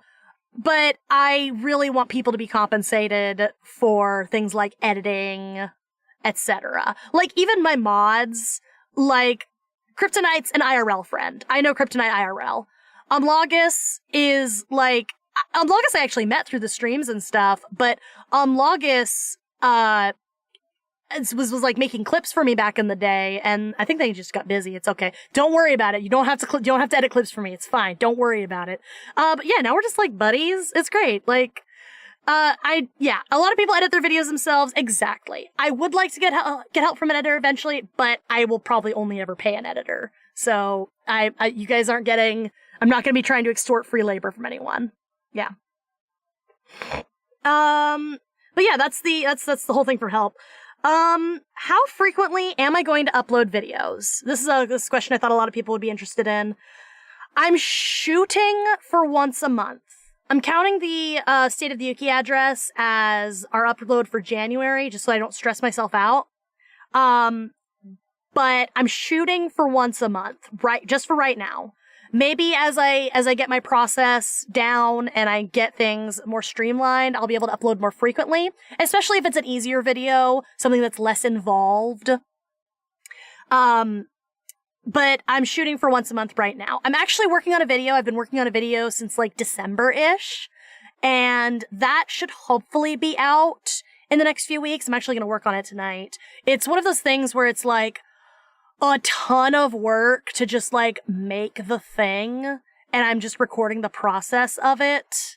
And it's, oh my God, I'm just, I want it to be done already, but the only way I'm gonna like be done with it if I sit down and work on it, and then I have to edit it, and I have to write the script and the voiceover. So we're shooting for February-ish, probably middle of February, maybe end of February for this video, depending on how long it takes me.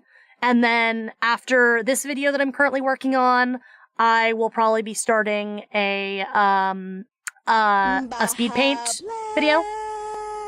Thank you for the sippy. Thank you for the sippy. I appreciate that. Thank you for the sippy. Month to month is definitely okay.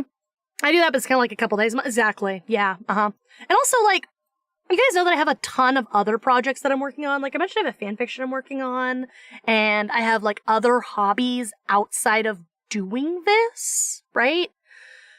Like, I know this is like my main thing. The channel is like my main thing, but I have other things that I do to keep me sane when I'm not working on the channel, you know? Cause like, I love the channel. I love working on the stuff here, but sometimes it does stress me out, and I need to decompress and make a fursuit, or bake some cupcakes, or write a fanfiction, you know? I need to decompress for a little while. So I think having a monthly upload schedule is going to help me build time to do other stuff that I need to do. Yeah.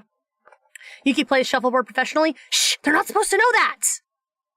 They're not supposed to know that! They cannot know that Granny Shuffleheimer is actually Yuki Koyuki, okay? God! I have a tournament coming up next week, Umlagus! You can't just go broadcasting that on the internet! What's wrong with you? That's so stupid. Okay. But yeah, once a month for right now, maybe more frequently as the process gets more streamlined and better. And honestly, maybe some of the Let's Play streams could get edited down into videos, and that just might pad the upload schedule a little bit. I would love to get the Smash or Pass Pokemon VOD edited down into a video format, but I don't know how I don't know what's funny enough to put into a video and what's not. Yeah, go have a night. Exactly. Go have a night out if you need it. I've specifically built time into my weekly schedule now, just specifically to decompress and go hang out with friends and not stress about the channel. Right? And honestly, I've been feeling a lot better ever since I started doing that. So it feels really good to find my rhythm, and now that I have a rhythm pretty well established, I'm going to try easing into doing more stuff. Yeah. Okay, so the last question I wrote down is a question about merch. Just merch. I hope you guys like stickers. Plan is stickers and buttons and postcards. That's the plan right now. I'm probably going to have a self-managed storefront, so not like an Etsy. It's going to be something that I run and maintain. Etsy is very, very bad to its sellers, so I would rather have a website I built or a website that I run myself. But I probably will be using a service like Big Cartel or Shopify to run that instead of building a website from scratch. Pins, yes, I do want to make enamel pins. Very, very, very bad. But here's the plan going forward, right? So the plan is to make stickers first, right? And then the best-selling stickers will get turned into enamel pins. I also own a button machine, so I would probably also, the sticker design would also get printed into a button, and it's pretty cheap to get, postcards made. So basically, I want to start with the stuff that is cheap to produce and cheap to buy, right? I'd sell a sticker for, $5, right? If that. Because, the $5 is probably mostly there for shipping, let's be honest. Shipping is expensive, especially if you live outside the US, where I am based. But if you see a design and you want it as an enamel pin, or as an acrylic charm or a keychain, the best chance of that being made into an enamel pin or a keychain is to buy the sticker. If I see that a sticker is consistently selling, I will be more likely to get that sticker design turned into an enamel pin. Because enamel pins are at a higher price point, and higher price points, it's more difficult to convince people to buy them because they have to part with more of their money, right? Exactly. It's easy to convince someone to be like, hey, 2 stickers for $5. Heck yeah, I'll buy 2 stickers for $5. It's just $5. Versus, hey, 1 enamel pin for $15. I'm not spending $15 on one little thing. What are you talking about? So that's the plan going forward. When I finally get comfortable, I could make hoodies and stuff. You can make a Yuki jacket or a Blue Puppy shirt. That sounds like fun. I think it would be great if you could buy some of the shirts that I wear. My new Live 2D model has several different shirts that I'm going to toggle between, including one of Blue Puppy's face. I think that'd be really cute. Blue Puppy is adorable and marketable. I would love to make Blue Puppy merch. He's my son. He's my boy. I want to make merch, especially because I want to travel anime conventions and do artist alleys. And, merch is good for traveling conventions and doing artist alleys. So, yeah, that's the plan. That's the plan. But yeah. Those are kind of all of my thoughts I've had so far. I know that you guys had a couple questions in the chat that we got saved to the side. So let me read out some of those. Alphys was asking me earlier, how about a status on my OCs? God, I can't even remember what OCs I've talked to you guys about. Honestly, the status of a lot of my OCs lives in my head and will most likely get a video, but probably not. So you guys know that my main OC, her name is Audrey. She's like a dimension traveler. She's a dimension traveling goddess with trauma, and she's really cool. I've talked about her a little bit. Honestly, I've been reworking Audrey's story for a really, really long time, and I've been making it more concise and more consistent and with actual themes, and, it's good now instead of just a hodgepodge of tropes I like, right? And I'm realizing as I'm rewriting Audrey's story is, please, no one hold me to this because it probably won't happen. It might not ever happen. If it does happen, it will be an actual goddamn miracle. I think Audrey's story would do really, really well as a game. Because specifically I'm thinking about how it would be nice to have she's like a dimension traveling goddess, right? And it would be nice if there was that fourth wall break, right? Because she's aware of other dimensions because she's a goddess. And the fourth wall break would be really interesting because then she could be aware of the player. And then you as the player, you're like controlling her, but you're also able to talk to her and influence her. And the way you talk to her and influence her and manage those like dating sim mechanics would then open up new routes and solutions to puzzles as you explore the dimension you guys are on an adventure in. And that's just like my thought right now for what I think an Audrey game would look like. The title of the story is called Author Powers Activate. That's what I think an Author Powers Activate game would look like. Don't hold me to it. I don't know if it's ever going to happen. I would love for it to happen. It will be a miracle if it does happen, but until then, it's a pet project that lives in my brain. But yeah, that's kind of the status of how Audrey's doing.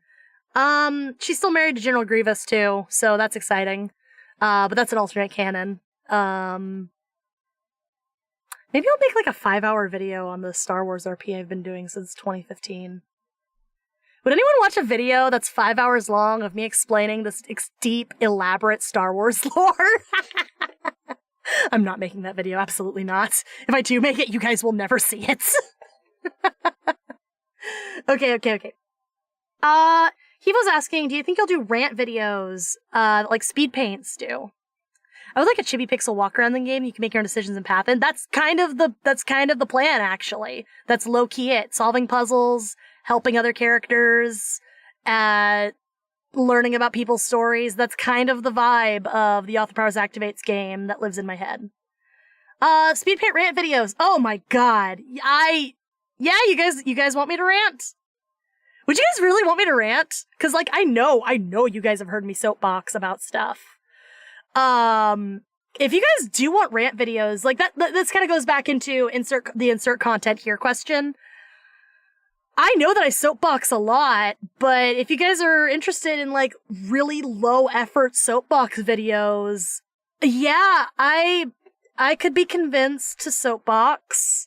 I honestly am trying to keep the soapboxing to a minimum these days, just because I really don't want to get like too controversial with some of my opinions. I try, like, listen.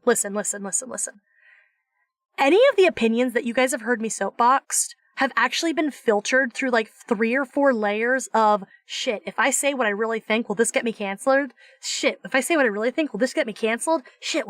If I say what I really think, will this get me canceled? I have filtered every opinion you guys have heard me soapbox to be slightly more moderate than what I actually think. So, would you guys really want a soapbox from me? Would you really? It would just be more of that. Rant about stupid stuff you've seen. I would love to rant about like bad TV shows. I could be convinced. If you guys really want a low effort rant video, I'll give you a low effort rant video. We'll see. But yeah. Does anyone have any other questions for me down there in chat? My beloved messages and words on screens with humans behind them. Cause if anyone has anything else that they really want to ask me that they're really interested about, to learn about from the channel going forward, let me know. Here's your chance. Speak now or forever hold your peace. If I say what I want to, I will get sued from the company I'm talking about. Basically, some of the opinions I have about the Mouse Corporation are almost certainly legally libel. So, whew. Could you beat Chuck E. Cheese in a fight? Almost definitely. I literally work at the pizzeria. Wrangling animatronics is like 69% of my job description. Do you like jazz? I do like jazz. Thank you. I have acquired a taste for freeform jazz. Who said I'm human? I did. You're human now. Deal with it. Will you make more versions of Yuki? Yes, I'm a body snatcher. So this actually goes into it. So one of the things that I really like to do is I really like to self-insert a lot. And I like to imagine what I would be like in other universes. So, for example, I mentioned way back at the beginning of the stream, the Sonic Adventure 3 game. That's actually going to feature a version of Yuki that is a Sonic character. And they're very cool. Yuki Sonic Yuki is a fox who has a scythe, and it's very cool. It's very, very, very cool.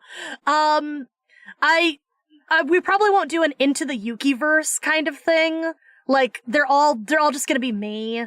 I don't think we're ever gonna do like whoa, it's Yuki Sonic Yuki. Hi there, regular Yuki. I'm Yuki Sonic Yuki. Whoa, it's so cool that you were able to make it here from Sonic Land, Yuki Sonic. Like, we're probably not gonna do that.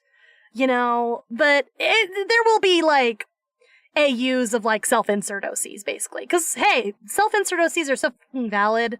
Make your, you know what? You deserve to smooch your favorite anime character. I said it. I have a self-insert OC who's smooching Guzma from Pokemon right now. Like, come on. Totally valid. Why do I have Persona Brain Rot? I don't know, because Persona's good. I have, like, Pokemon Brain Rot and Brain Rot for the Jimmy Morty crossover, so. What are your boundaries about fan art? Okay, actually, funny story. Do you guys remember when I was, like, really adamant about please don't make NSFW fan art of me? So, funny thing, I was dating someone at the time who I made that a thing because they weren't comfortable with it. I don't care! I literally do not care. I have an OnlyFungus where literally people pay me to draw stuff of my VTuber. Like, I know I'm very adamant about, you know, haha, I'm Yuki, I'm a fungus, right? But let's take off the fungies for a minute. I'm now the person behind Yuki. Yuki is great. I love Yuki. But Yuki is fundamentally a costume I wear so that I can interact with you guys. Do whatever you want with Yuki, as long as you're not espousing hate. If you want to draw Yuki getting railed, draw Yuki getting railed. If you want to draw Yuki eating a can of pork and beans, draw Yuki eating a can of pork and beans. I don't care. As long as you're not espousing hate, then I'll have a problem with it, and I'll try and get stuff to go away. But yeah, like, draw me getting railed. Draw me dancing with Teletubbies. Draw me as a can of pork and beans. I don't care. Yuki is a costume. Yuki is a character. We are Yuki. Yuki's like my copyrighted, like, original property, sure, but Yuki's also the mascot of the community. If you want to draw Yuki, like, kissing your OC, I don't care. That sounds very sweet, actually. Do it. And now the fungies are back on. Oh my god, if you guys want to draw me getting railed, please draw me getting railed. That sounds awesome. Yeah, go for it. No boundaries, just no hate. Did I miss something? We're basically just doing a Q&A stream.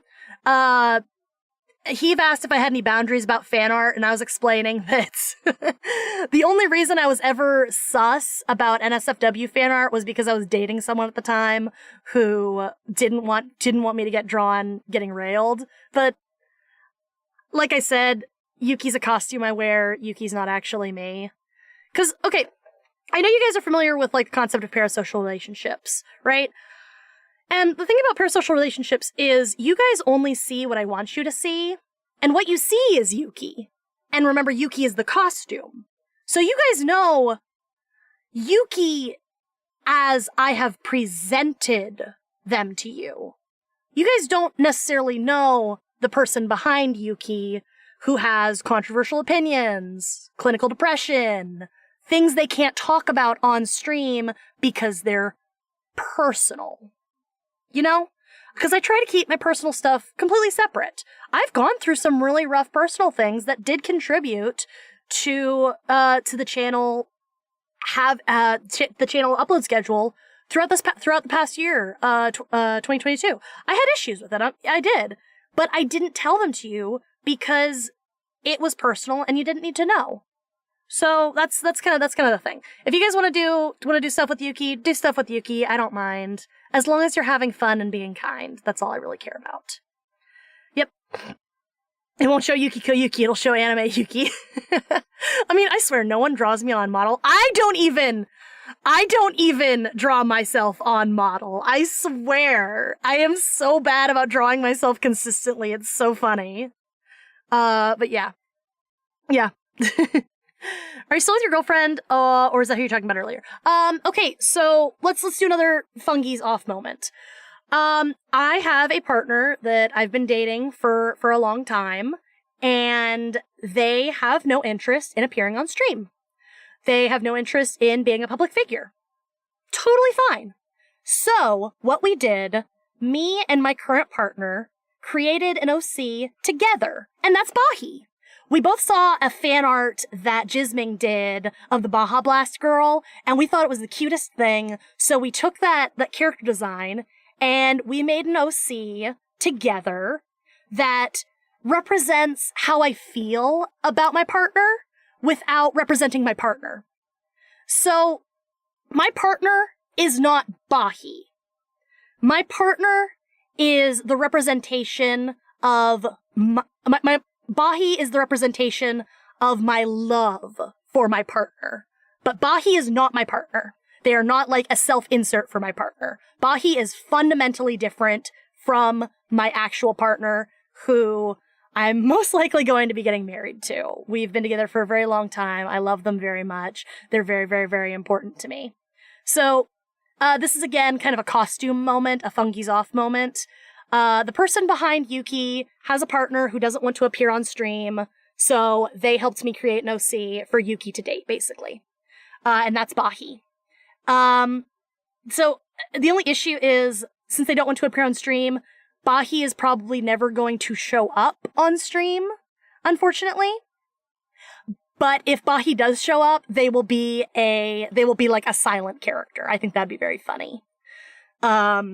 But yeah, so that's Bahi. That's kind of the deal with Bahi. I love Bahi very much. I love Bahi because it has some very creative elements from my partner in it, and also we ported some of the funny things that my partner does do, like Bahi being a gamer, being like I'm gaming gamer. That's like ported from my partner in real life, because my partner is very much one of those like very not like intense. They're not mean. My partner is not mean and not like angry.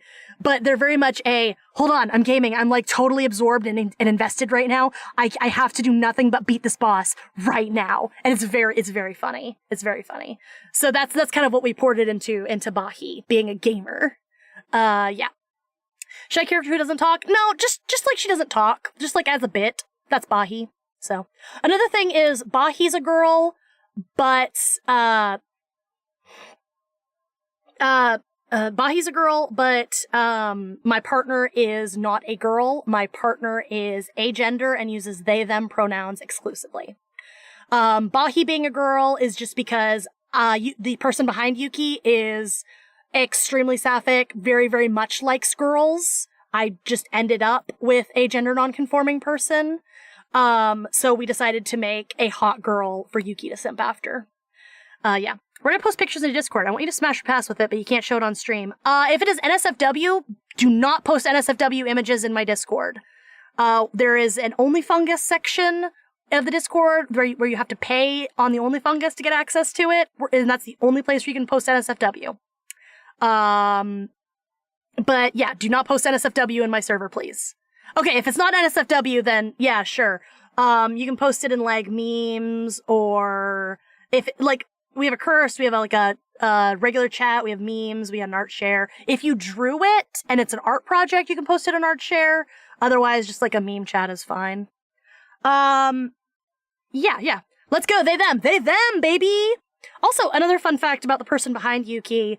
Yuki is a she, they, but the person behind Yuki is a he, she, they. I'm also very gender fluid, non-binary. But Yuki, for the sake of you guys, Yuki's a hot anime girl. Yuki's a big titty goth GF. Go for it. Yeah.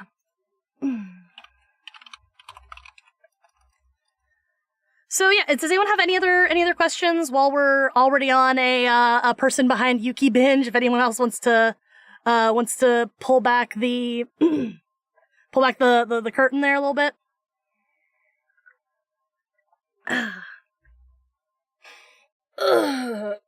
I will say we've been going for like 2 hours of just me talking and being extremely self-centered. What's your opinion on Baja Blast? Do you even have to ask? I mean, Funky's off moment. It's fine. It's fine. Like, Baja Blast is literally just— oh wait, shit! I forgot to tell you. Okay, perfect segue. Let's do Mountain Dew taste testing. I've had a bottle of Mountain Dew sitting on my desk, unopened, that I meant to taste test on stream, that I didn't get a chance to taste test yet. So I have today Mountain Dew Voltage. It is Mountain Dew with raspberry, citrus, and ginseng flavor. I haven't tried this. It's actually a little warm, so it's not going to be like fresh from the fridge cold, which is probably going to affect its taste profile a little bit. But yeah, hold on. Let's do Mountain Dew taste test. Well, we got this. My jacket is literally already off. You're not Baja you're not getting those spores back. It's literally already off. Okay, hold on. ASMR.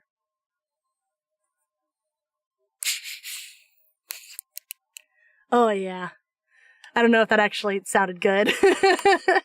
Okay, so this is Mountain Dew Voltage. I don't know. I actually can't remember if I've already tried this one, but giving it a smell. It has that same candy-like scent that Mountain Dew has, but it smells a lot more like the Voodoo, the sour candy Voodoo. That was— oh, the jacket on? Okay, yeah, that's fine. Here you go. There you go. Jacket's back on. There you go. Jacket's back on for you, Angel. You already spent those spores. You've earned that. So it has that same sour candy scent that Voodoo had, and Voodoo ended up tasting kind of like raspberry lemonade, so I think that might be the raspberry artificial flavor that they use.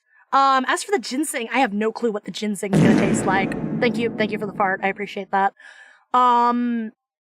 Yeah, I don't know. Let me give it a taste. Okay. Hold on.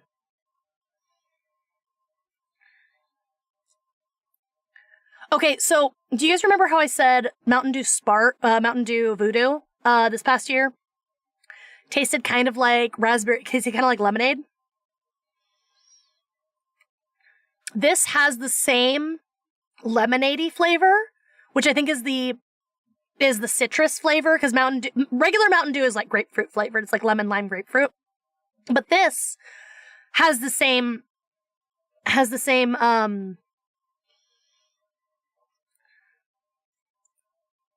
same sour flavor that Voodoo had. So I think Voodoo had some artificial raspberry in it. Yeah. Smells like candy. My fungi crisis going 2 times a daily amount of sugar. I'm not gonna get any hints of like ginseng, which is like I didn't really expect it. There's a little bit of hi Teddy, hi. There's a little bit of like a medicine-y aftertaste, but it's not medicine-y like anise or licorice was with the holiday dew that was this year. It's very sweet, but like, you know, in so much as like it's sugar, it's candy, it's soda. But it's not like overpoweringly sweet, and I think if it was frostier, if it wasn't like quite so room temperature, it's not quite room temperature, it's like in between room temperature and fridge temperature. I think if it was colder, it would taste less sweet and a little bit more sparkly, zappy, spicy. You know what I mean? Like more carbonated and less like sugary sweet. No problem, Teddy, no problem. Hi. Oh, that's weird. You couldn't chat while on your phone. That's crazy. I don't know. Mochas. Have I tried Overdrive? I haven't tried Mountain Dew Overdrive. If I see it, I will definitely pick it up. But yeah. That's my opinion on Mountain Dew Voltage. It's nice. It's fine. I like it. It's not the best dew I've ever had. I think my favorite dew, like if other than Baja Blast, my favorite dew is actually probably Mountain Dew Spark or Mountain Dew, the Mountain Dew Voodoo from this past year. Those are both very, very, very good. But this kind of scratches the itch of Voodoo. If I can't get Voodoo, I might pick this up, or I might pick up Mountain Dew Spark, because Mountain Dew Spark also scratches that itch. Have you tried the pineapple one? I wanted to try it. I think I have. That's Baja Flash, right? I think I have seen that. I think it's gonna come back for the summer. So yeah, I'll definitely try and grab some more weird Mountain Dew flavors to do more taste testings for you. I have another one in my fridge right now, actually. It's a purple Mountain Dew. I can't remember the name of it, but I saw it at a gas station while we were out and about with my friends, so. Pictures and dig means it's only sliced half an apple. Okay, fine. Let me check the memes since I already have the thing open. And smash your pass. Oh my god! Yeah, that's pretty funny. Yeah, I'd smash. On break from work, what I missed. Yuki already did the 10K giveaway. Yeah, basically I've just been answering questions. Is it the Stripes exclusive dew? I don't know what dew it was. It was just purple, so I grabbed it. Maui Blast. I haven't tried Maui Blast, yeah. Maui Burst, whatever. I haven't tried that one, no. I wanted to buy it, but they only sold it in 12 packs, and I didn't want to commit to 12 mystery sodas if I didn't like it. Oh my god. I'm the kind of person, I bought the 12 pack of the Holiday Dew, which was like, Ginger Dew House or something like that. It was like fruitcake flavor. Fruit Quake was the Mountain Dew this year. And it was so bad. Oh, it was so disgusting. Oh, it was so nasty. Oh, it was so bad. The Mountain Dew Fruit Quake had a artificial flavoring in it that was like slightly licorice flavored. And the licorice, the problem is the licorice flavor just like totally like overpowered everything. And it also had an artificial cranberry flavor in it. So imagine the sugary, citrusy flavor of Mountain Dew, drop a piece of black licorice in it, and then drop a scoop of cranberry sauce in it. Shake it all up and drink it. That's what Fruit Quake tasted like. It was god awful. It was not good. Which is like, I don't know what I expected, but not that, because the holiday dews are generally not awful. Like, the Halloween dews are almost always amazing. Mountain Dew reviews house tier list. I will absolutely do a Mountain Dew tier list. I would love to do a Mountain Dew tier list. I actually really like doing the Mountain Dew taste tests as like a little thing that we just kind of do sometimes during chatting streams. It's really, really fun.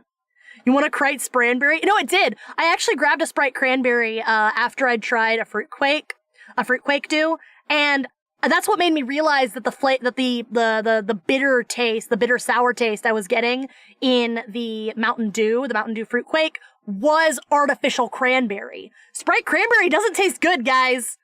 Guys, Sprite Cranberry isn't good.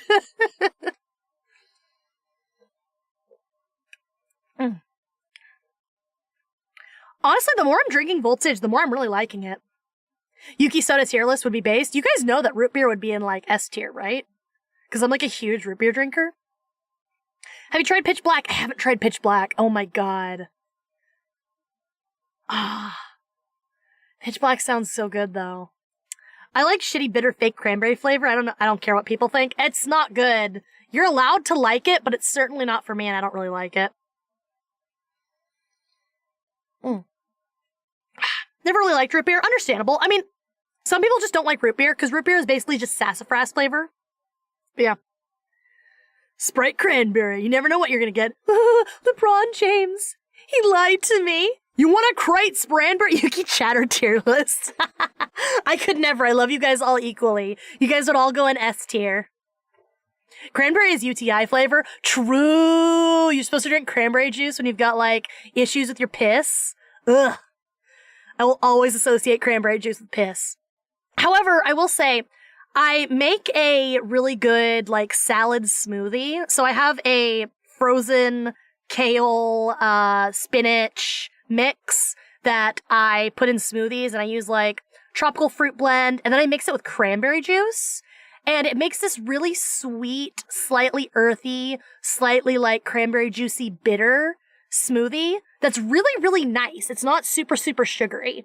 Like, shockingly, considering how much Mountain Dew I drink, I'm actually not super into like super sugary stuff. I try to keep it as treats and as, you know, rewards and stuff for myself.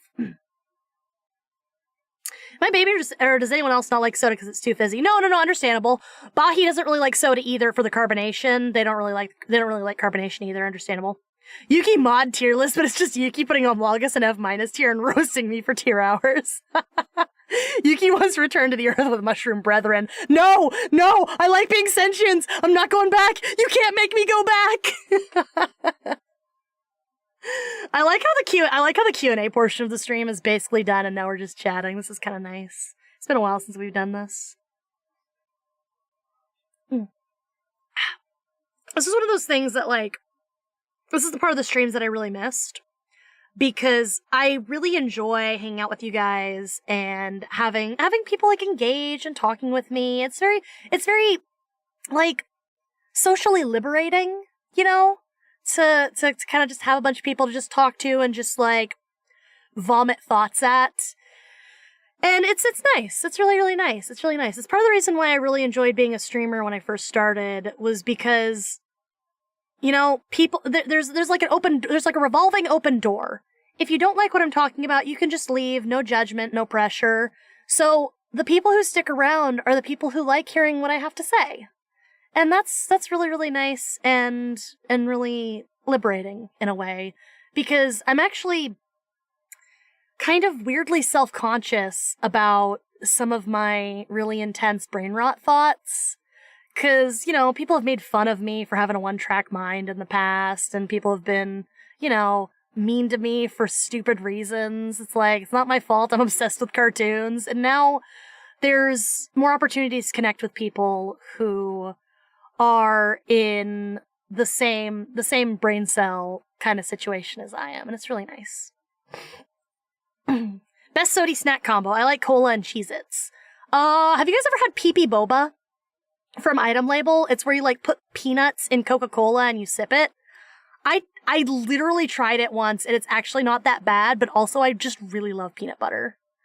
Another thing, like my favorite like snack combo is I really like doing I take some peanut butter and I put it in a bowl and I add some honey and I mix it up. And then I put that on some bread. So it's like a fuck ton of peanut butter on like just a little slice of bread. And then I eat that with milk and it's really, really good. It's a lot of protein, a little sweet. It's very nice. I'm drawing sausage and beans, Yuki. Yes! Put my fungies on a sausage and bean. Pee-pee. Oh no, pee-pee is spelled, let me spell it in chat for you. P-E-E-P-Y. It's the name of the little character. Milk drinker, everyone, roast the milk drinker. Milk is good. What's wrong with you people? Are all of you lactose intolerant? God. That's an old combo. You can get it at baseball games in a lot of southern states. No, really? That's crazy. I thought you meant pee-pee. Cow fluids. Cow fluid delicious.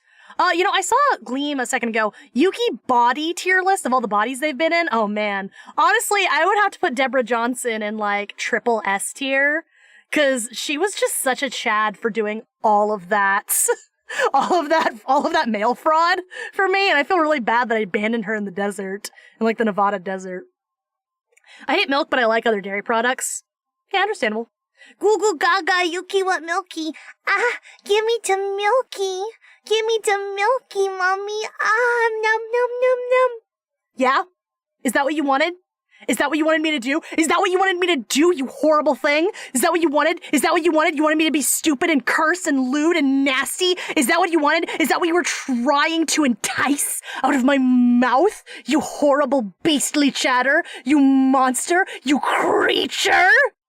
Is that what you wanted? Because that's what you got! You motherfucking nasty bitch! And you have made me into your nasty, disgusting jester! Christ! God forgive me! Anyway,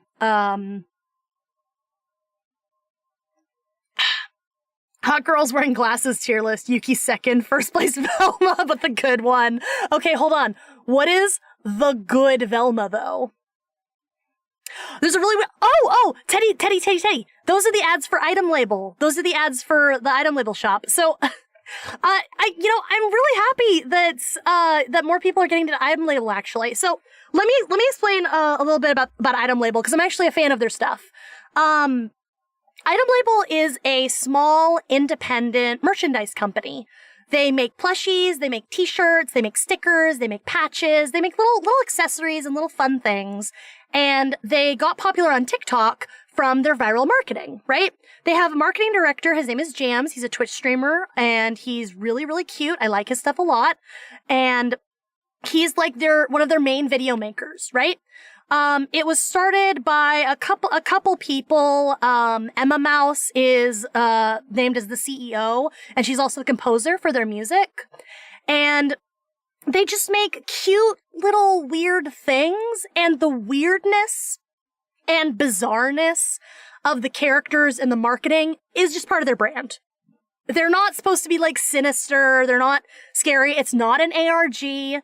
It's just weird. And I really, really like it. I actually, recently, a bunch of my IRL friends and I all went in on an order from Item Label from the store, and we all got the little plush toys, and I got some socks and a little vinyl figurine. So I have some of their merchandise, actually, and I'd really, really love to make a video about it.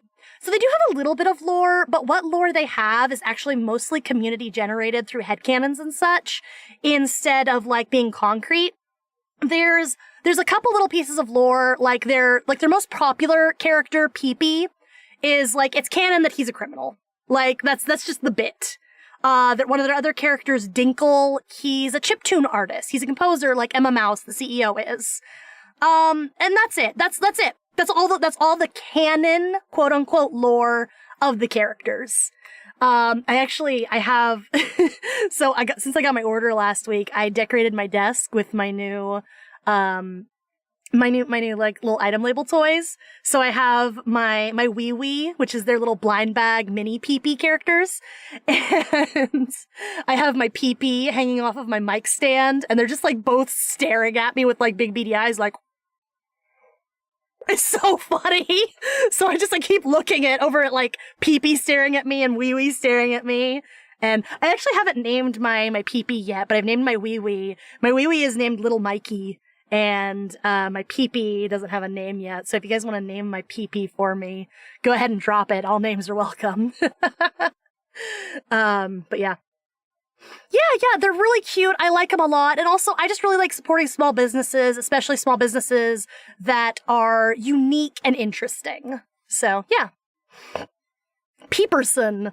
I don't know how I feel about that one. See, I named my wee wee Little Mikey based on the Little Mikey Tumblr post. There's this Tumblr post that went around ages ago where it's like, hi, welcome to McDonald's. What can I get for you? Yeah, can I get a Big Mac? Sure. Do you want the meal or just a sandwich?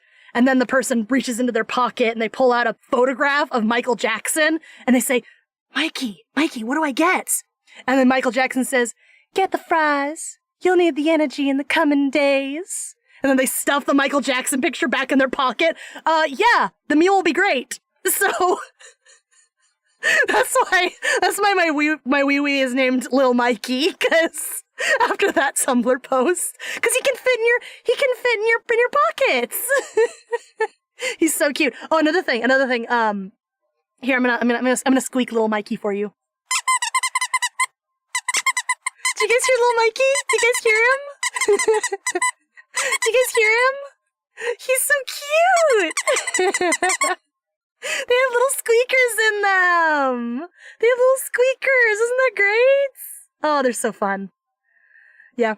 Pee-Pee squeaks too. Pee-Pee does. My Pee-Pee actually has two squeakers. He has one in his head and one in his butt. Like, that's his head. And that's his ass. It's so great. I love it. They're so fun. They're cute. They're well made. They're little collectibles. I don't know. I love Item Label. I think they're super fun. The Item Label Discord server recently did a community event where they did a daily login, and it's just really sweet. I'm making an animation short of you squeaking. No, me squeaking Little Mikey. I'll post pictures in the Discord after stream of little Mikey and Pee-Pee. I have a reverse Cowpea item label plush. He's very cute. I like him a lot. He's blue and he's black and white, so he just looks really cool, and I think he fits me really well. So I think having a little Pee-Pee on my head would be kind of fun too. They're like Beanie Boots. I had no idea that they squeak. Yeah, they're just cute, and I like them because they're like actually really well constructed. They have really good stitching. Their fabric is really, really nice. I like them. I like them. I'm happy to support Item Label. I think that they're great, and I hope that they become a more recognizable brand, and I'm glad that their marketing is working. A little Pee-Pee from the Item Label characters. God damn it, you guys. Fuck. Okay, hold on. I think I saw Heave asking me a question a second ago, so I'll go ahead and take that now. I'm still off topic, but I want your opinion. Remember when I made VTuber modelized videos for Heave? What if I actually make a VTuber OC? I can't be a VTuber, but I think it's a cute idea. Honestly, that's all VTubers are, is OCs, really. It's just OCs that you wear as a costume to interact with people. If you're just making OCs for the sake of making OCs, yeah, go for it. Make whatever you want to make. But like for VTubing specifically, the problem, so let me give a little VTuber hot take really quick. If you have a VTuber character, right? And they're very intensely roleplay heavy, unless you extremely love roleplaying, you're gonna burn out on that character. What do I mean by that? So, I know I've talked about how Yuki is different from the person behind Yuki, right? But however, Yuki and the person behind Yuki are very similar in the fact that our personalities are basically the same. Yuki's slightly lewd, person behind Yuki is slightly lewd. Yuki is brain-rotted about cartoons and loves the little wonders of the world. So does person behind Yuki. And I specifically built Yuki to be that way so that I would not be stressed out while being Yuki. I could just be myself in a funny costume. So let's imagine something else. Imagine if I had done my original idea and I had decided to be Audrey. I thought about this when I was first deciding I wanted to be a VTuber. What if I was just my OC Audrey? Because I love Audrey. She's my favorite OC I've ever made. I'm very brain rotted about her. What if I just made her my VTuber costume? Then I looked at Audrey's personality and I looked at my personality, and they don't mesh. It wouldn't be easy for me to just put on Audrey as a costume, be Audrey for several hours, interact with people, and then be okay with that, you know? Because Audrey has a very specific way that she approaches situations and a very specific way that she interacts with the world. It's fun to write her. It is not fun to be her. Are you saying make them a roleplay character so I don't get burnt out for them? No, what I'm saying is, if you're going to build a VTuber specifically so you can stream and inhabit them, you want to make it as comfortable of a costume for you to wear as possible. Right? So, like, don't make a character who's like a grumpy, angry gamer if you're not a grumpy, angry gamer. I'm very optimistic. I'm very passionate. I'm very much full of love and wonder for the world, which lent itself really well to an alien who has found a home on this gorgeous, amazing, crazy planet that they've never seen before. See what I'm saying? Do you see what I'm saying? That is my VTuber wisdom for you today. I have to pee. I have to pee like really, really bad. I'm gonna be right back. Okay, bye.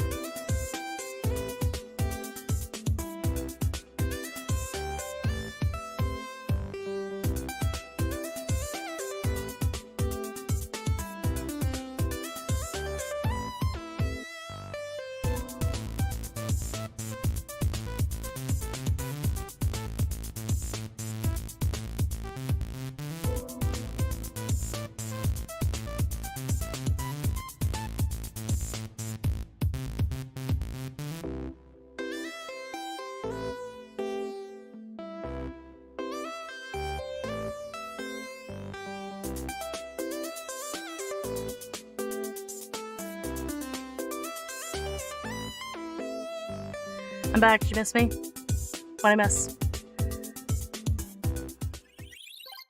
Whoa! Okay, I'm alive. Hello, hello, hello. What did I miss? What is going on? Hello. Hi. Yeah, the the BRB music doesn't loop perfectly. It like has a natural fading end. So oops. Hi, Space Oddity. How you doing? How you doing? Welcome, welcome, welcome. Yeah. The 20th anniversary of Lemon Demon is in 4 days. Yeah. So one of my friends is actually subscribed to Neil Ciceriga's Patreon, and I think recently on the Patreon, Neil dropped some new samples that might be used in a new album. Because last time samples got dropped, Spirit Phone happened like 2 years later. So Neil is doing something behind the scenes, and I, for one, am extremely hyped. Yes, I am extremely hyped. I'm very, very, very excited. But yeah, it's good to see you. It's good to see you.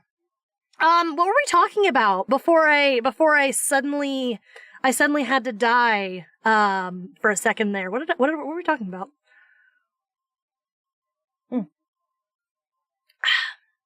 Let me read through chat. Hold on.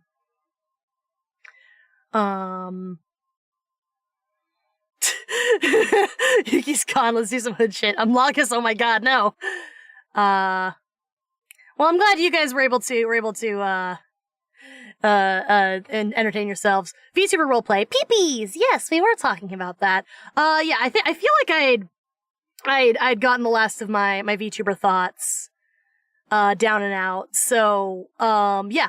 The moral of the story is, if you're going to stream, make sure that your streaming costume is something you can easily wear and will not conflict with who you actually are as a human being. I'm going to open a granola bar now. If you hear and see me eating a granola bar, no you don't. But yeah. Cred, I feel like we've just completely lost the plot because my body decided to betray me.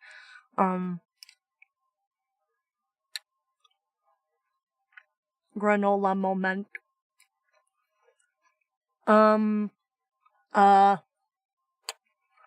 I sense peanut butter in the granola bar. Nope! It's mixed berry flavored, you jerk.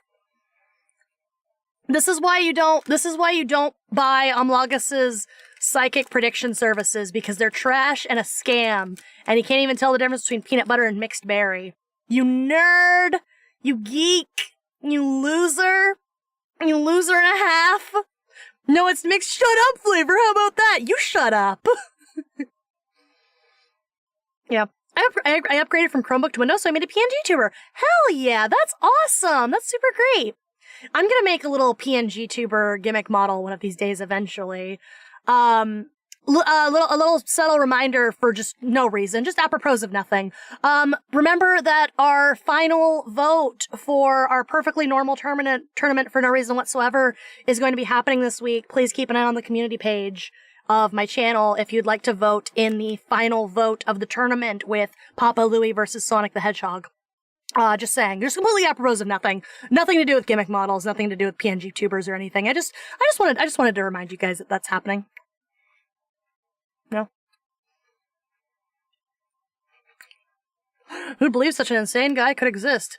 Well, you best start believing! He's right in front of you! That's a subtle Pirates of the Caribbean reference. Have I ever told you guys about the dream I had where I marathoned every Pirates of the Caribbean movie? I had this dream back in 2015, right? And the dream was just,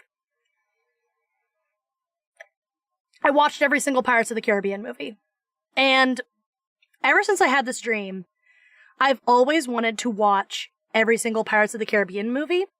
And I've tried several times. I've tried to sit down and I said, okay, I'm gonna watch Black Pearl. I'm gonna watch, Dead Man's Chest. I'm gonna watch 3, 4, 5. I'm gonna watch all the Pirates of the Caribbean movies so I can finally make this dream a reality. And I never do it. I think I've watched 1 and 2 like 3 or 4 times over the course of my life. Like, I've watched 1 and 2 a lot because I always try to start watching all of them and I never make it past the second movie. Because, I don't know, it just like, I'm interested in the story. I kind of want to know what's happening, but it's always like a movie I can either, I can take it or leave it. You know? Like, I don't want to watch it. I feel compelled to watch it. But yeah, maybe that'll be a dream. That'll be something I can eventually fulfill. Yeah. I love the Pirates movies, even though all except 1 are really bad. They're really bad. Like, they're not good. The second movie is actually really not that good. I don't really like watching movies. Understandable. Have a nice day. Bahi isn't really a fan of watching movies either. They'd rather be gaming, so, you know.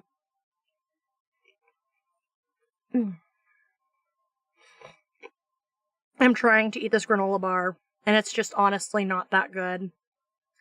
Like, I usually like the apple-flavored ones or the strawberry-flavored ones, but we got the mixed berry-flavored ones this time around, because I think that's all the store had, and they're just like, they're fine. They're aight. They're not my preferred flavor. It's kind of like choking down a really bad Pop-Tart. I only like the chocolate chip ones mostly. Yeah, this is one of the, like, ones that are, like, filled with jam. Yeah. Mostly because I can't just sit down and watch something for a super long time, but I finished an entire season of Survivor in one day. I think the problem is movies are self-contained, whereas, like, series, especially, like, reality series like Survivor, right? They do a good job of keeping you on the hook and keeping you invested and keeping you wanting to see what happens next, you know? Versus a movie, it's like, okay, a movie is kind of like reading a book in one sitting. Does that make sense? Like, yeah, you can do it, but, oh my god, you have to be really invested in the story to read a book in one whole sitting.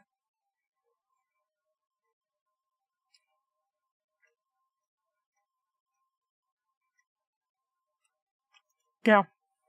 I'm bad with movies, so I watch so many of them in my free time, I find weird niche ones that, like, 3 people have seen. Dude, we still need to watch Skinamarink on Logos. Me and Amlagus have been watching movies together while I work on art and videos and stuff. It's part of the reason why we watched all of Jimmy Neutron. And me and Amlagus both have we both like horror movies, and I found a really weird horror movie that's like really artsy on TikTok. It's called Skinamarink, and it's very tense and strange and dreamlike. And apparently it's really, really, really intense, and I want to watch it. And me and Amlagus have been meaning to watch it, but we just haven't gotten around to it in a long time, so. I'm actually a little nervous to watch Skinamarink because I really, like, that's the kind of horror that gets me, right? Atmospheric, bizarre, dreamlike, tension-filled horror. If a skeleton pops out, or if there's a guy chasing you, I'm like, haha, look at that, he's getting chased by a guy. But if there's, like, dread and tension and, like, weird things happening, that's what gets me. And it gets me very spooked. So I'm a little nervous about watching, about Skinamarink. It's either going to be a 0-star or a 5-star. There's no in-between reviews for that movie. So yeah, from what I've heard about Skinamarink, it's either, like, you are horrified by it, and it's a 5-star, or it just doesn't affect you, doesn't faze you, and you think it's boring, and the tension is ineffective. Which I feel like the tension's gonna be very effective for me because I'm very susceptible to tension in horror movies. So. Oh, yeah. Dude, I love horror movies. Horror movies are great. But mostly I really just like slashers. I like campy slashers. Chucky is actually my favorite horror series. I love Chucky. But yeah. What's your opinion on the horror aspect of Doki Doki Literature Club? It's not scary. The scariest part of Doki Doki Literature Club is, what's her name? Is it Sayaka? No, it's not Sayaka. Sayori. Sayori's arc is the scariest part of Doki Doki Literature Club for me.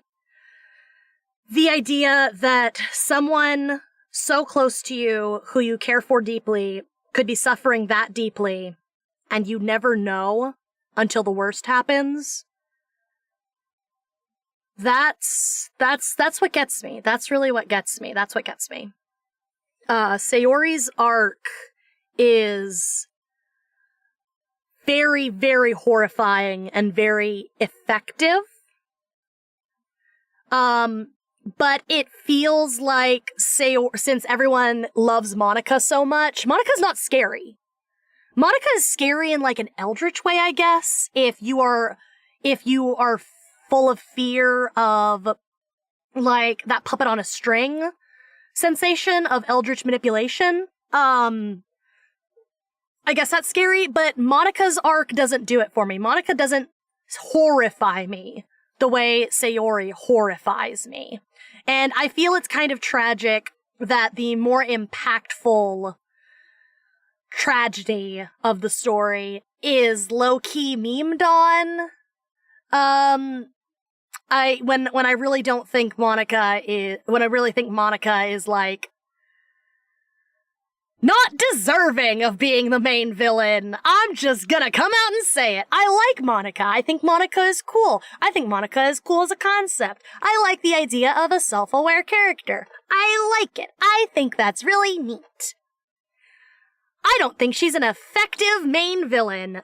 But then again, that's probably just personal taste because I don't find her personally scary.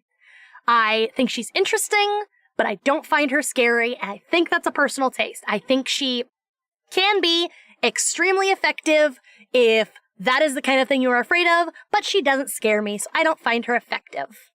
And I think that is 100% a personal taste thing, not a fundamental criticism of the media. Yeah.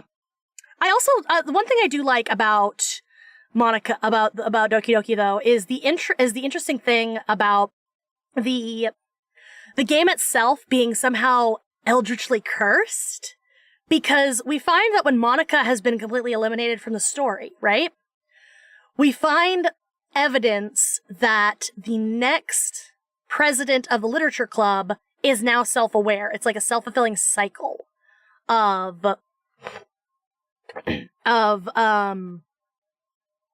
like the, how do I put this? The game itself is cursed to make its characters come alive. And that is a horrifying thing for a fictional character who only exists within a self-contained narrative. Yep. That's why I watched a playthrough of it instead of playing it myself. I played it myself, and honestly, when I first played it, right? I played the first chapter of it, and I dropped it before the reveal of Sayori because it just wasn't, it didn't hook me. I wasn't interested. I didn't get it. And then I watched a Let's Play of it. I think I either watched Family Badass Hero or I watched Markiplier play it. And then I realized the twist. Or maybe I watched like a video essay breaking down the plot and breaking down the lore. And then I was like, oh, okay, now I'm interested. And I was able to go through and play it just like on my own and experience it firsthand. And I thought, and I thought it was pretty cool. Yeah. So, yeah. I think the lore is kind of interesting. I think the lore is kind of cool, but it doesn't scare me. It's not fundamentally horrifying to me, unfortunately. So, yeah. Doki Doki Lift Club! Sick gains! Don't skip leg day, bro! God, stupid. And then all the anime girls are swole, but they still have got the cutesy kawaii anime faces. That's pretty funny. Yuki, are you still doing a comic? I realized that I hate doing webtoon format comics. Also, it was too much of a time sink, considering I had other stuff on my plate. So, I would love to do a comic. I feasibly cannot take on another crazy project right now, though, which is very sad. But yeah, I do some like short form comics in my Only Fungus, but it's mostly spicy stuff that, you know, I can't really talk about on here, unfortunately. I was going to work on another short form comic for the Only Fungus, but I got inspired to work on something else instead. So I think I'm going back to doing pinups and one-off illustrations for the Only Fungus for now. Yeah. Hello, Angel Dust. Hello, how was dinner? Was it delicious? Did you eat food? Oh, crud. We've actually almost been going just chatting for, like, almost the entire time of stream. Like, I really wasn't expecting us to actually butt up against time like this, if I'm being completely honest. I was expecting this to take, like, maybe an hour, 2 hours, not actually go our whole time slot. Oh, breakfast for dinner? I love Brinner. You ever done, like, cause you can make, like, sausages and stuff. Oh, it's so good. Like, pancakes. Dude, Brinner goes hard. Dude, have you ever made, like, a breakfast sandwich for dinner? Like, 2 pieces of toast, and, like, you fry some ham, and, like, some sausage, some cheese, put an egg on there, and then maybe, like, some lunch meat, and then you have, like, a cheesy egg sandwich. It's super good. It's super, super, super good. Steak and spinach with some beans. Oh, beans! I see. Beans. I got a waffle stick maker. I've been wanting to use it for a brinner, but I haven't gotten a chance to. Oh! Yeah, I ended up having dinner for breakfast, more honestly. Like, as a nocturnal person, I'm having dinner at like 9 a.m. right before I go to bed. So it's like, my roommates are waking up and they're having cereal, and I'm over here having like, like mac and cheese and a little like chicken cutlet that I made for myself and a big potato. And it's like, hey guys, how you doing? And it's like, dude, you cooked for yourself at like 5 a.m.? And it's like, sure did. What else was I supposed to be doing? Editing? Working on videos? Being productive? Please, not on this channel. God. I make too much and then I finish it later. Oh yeah, no, I always make leftovers for myself, either to take with the pizzeria or just to reheat it and then eat it later. So, yeah. Especially because, like, I'm more of an adventurous eater than my roommates. My roommates are very, like, milk toast kind of eaters. So I can make weird, crazy shit for myself that no one wants to eat, and then I get all the delicious food. It's great. Mac and cheese breakfast is so good, severely underrated. Dude, okay. This is gonna sound a little weird, but hear me out. When you're making mac and cheese, fry an egg, and then put an egg on top of your mac and cheese, and then, like, cut it up, and, like, eat that with your mac and cheese. It's actually really, really, really good. And also sometimes you can cut up like a hot dog and like fry a hot dog and then put that in your mac and cheese. It's really good. Gets a little bit of protein in there, and then it's like cheesy, hot doggy. It's good. Not me making Frito pie at 5 a.m. while watching cartoons with a fungus. I feel so bad for you, Omlogus, because, like, if you want to hang out and watch cartoons with me, it has to be at like 4 a.m. because I'm nocturnal. Mac and cheese is hot dogs? Yes. Oh my god. I call it bugs and cheese because it's like, oh, so cute. It's good. It's yummy. Hot dog mac and cheese. Hot dog mac and cheese is like, goes so hard. Do you work at Freddy Fazbear Pizzeria? Yeah, that's the joke. That's the joke. I'm a security guard, so I watch cameras. It's basically FNAF IRL without the killer animatronics. So the joke is I work at FNAF. So yes, I work at yeah. My sleep schedule's slowly getting ruined again because I'm busy. Oh no! God, now you guys got me wanting to make bugs and cheese. You guys are the worst. I've only really had granola bars, though, so I guess it makes sense that I'm ready for food.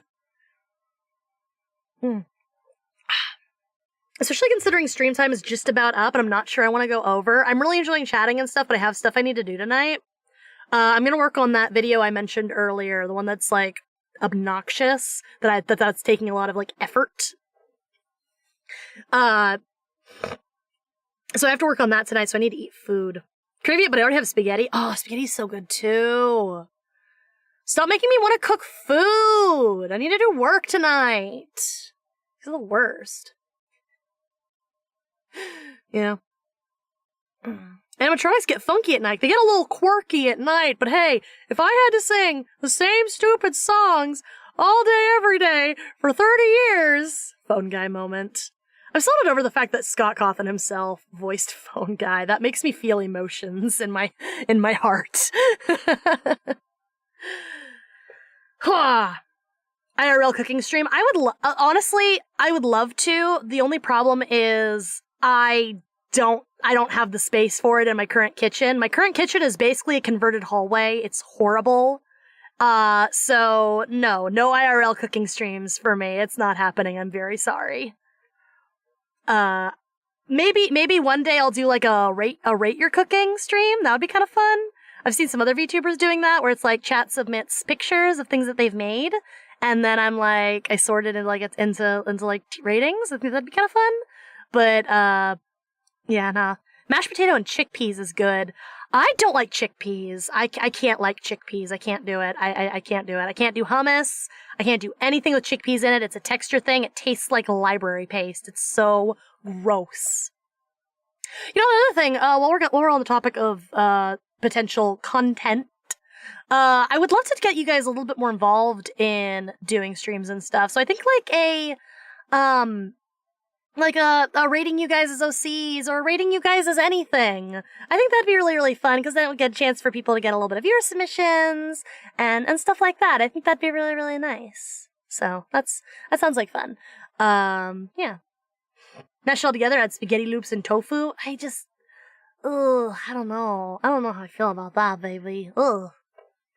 Tofu's good though. Tofu goes hard. I didn't used to like tofu, but I've had my mind changed on tofu. So, this is chatting. Yeah, we're basically just chatting. I spent the first part of the stream, like the first 2 hours of the stream, going over my ideas for content and stuff, and the new changes to the channel. After the going more in depth from the State of the Yuki address video that I posted recently. And now we're just kind of talking about whatever, and it's kind of nice. It's kind of nice. We're just hanging out, chilling out, maxing, relaxing on cool, shooting some b-ball at City School. Couple of guys who were up to no good started making trouble in the neighborhood. Got one little fight, my mom got scared, said you're moving with your aunt and your uncles in Bel Air. I was for the cabin when I got near the license plate said fresh and it had dice in the mirror. Sorry. I was briefly overcome with the spirit of Will Smith. True story. It's true. It's true. It's been a while since I've been here. Yeah. Send me stuff you're working on. It's really cool. I like it a lot. Hey man. Fresh Prince goes hard. Fresh Prince was iconic for the time. Fresh Prince put Will Smith on the map. Yesterday I was making a recipe with pasta, and I didn't have Italian sausage, so I used breakfast sausage instead. I mean, yeah, I think so sausage is basically sausage. But the only difference between like breakfast sausage and Italian sausage is basically just the like the spices used inside of it. So the spices are what gives it a different flavor profile. Because sausage is basically just a ground meat in a casing. You know what Will did to the Oscar? To Oscar the fish? Hey, has anyone seen Will Smith fish? Does anyone else have Shark Tale just living rent-free in their brain like I do? Because, oh my god, I think about the movie Shark Tale more often than a normal human being does, I swear to god. This sausage here is made of sausage. Yes, god, it's terrible. It's so bad. Like, the worst part is, I think, Jack Black very obviously played Lenny the Shark as a homosexual. Like, it's extremely obvious that was what Jack Black was going for with his delivery and portrayal of the vegetarian shark. It fills me with emotions. Mostly because it was 2004 and haha gay people funny, and not in the hashtag woke way. That just... oh my god. It just... And Will Smith's character is like the worst douchebag imaginable, which is a really high bar considering how many douchebags there are in the world, especially in animated children's comedies. There was an actual gold digger. Like, how did they get away with that in a movie for like actual babies? I am having so many emotions about Shark Tale constantly and consistently. Martin Scorsese was in it. And he was the puffer fish. Martin Scorsese of Goncharov fame. Like, I am very fucked up by Shark Tale. That movie should not exist. God. What about Jack Black playing Bowser? Oh my god, Jack Black Bowser is the best part of that movie, IMO. I still have opinions about Crisp Rat Mario, but like I'm choosing to be optimistic against my better Puff Daddy. Yes, Puff Daddy, that was Martin Scorsese's character. Yeah, his name was like Mr. Puff or something like that. It was just very dumb and weird and lame. Oh, God. Why couldn't I have had a normal interest to be not normal about? Why couldn't I have been obsessed with, like, football or something?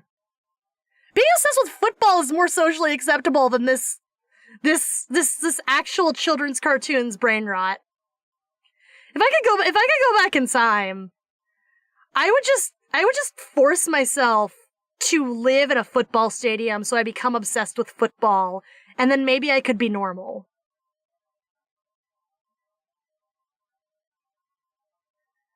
I don't know how if that would positively affect my life.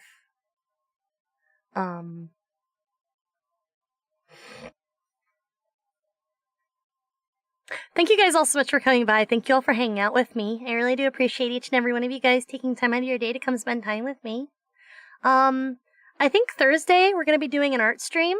So, everyone look forward to that. I have a little fan art sketch that I did for another YouTube creator. And her name is Ephro. She's really, really cool. I was thinking that actually I would play her videos, like, in the corner of the art stream so that we could, like, watch her stuff and I could show you guys some of her videos and we could enjoy them together because she does really cool, like, content deep dives.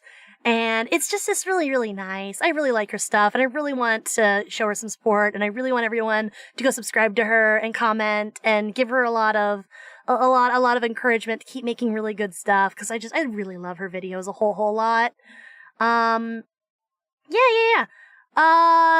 So yeah, Thursday, same time slot is when we'll be doing the art stream. So everyone be excited. We'll be doing line art on that stream. And yeah, I think that'll just be the plan for the week. And then next week, I don't know what we're doing next week, but maybe we'll do another community gaming stream and we'll probably do a tier list. I think we should eventually do that fruits and vegetables tier list. That actually sounds like a lot of fun. Yeah. Okay. Alright, well, it's getting close to time, so I'm gonna go ahead and head out, and I'll miss you. Thank you guys for watching my video. I love it. I appreciate ya. Oh, I almost forgot to tell ya. Wah! If you know, you know. If you watch Urban Rescue Ranch, you know. Okay. Yeah. Bye. I'll see you on the flip side, my silly ones.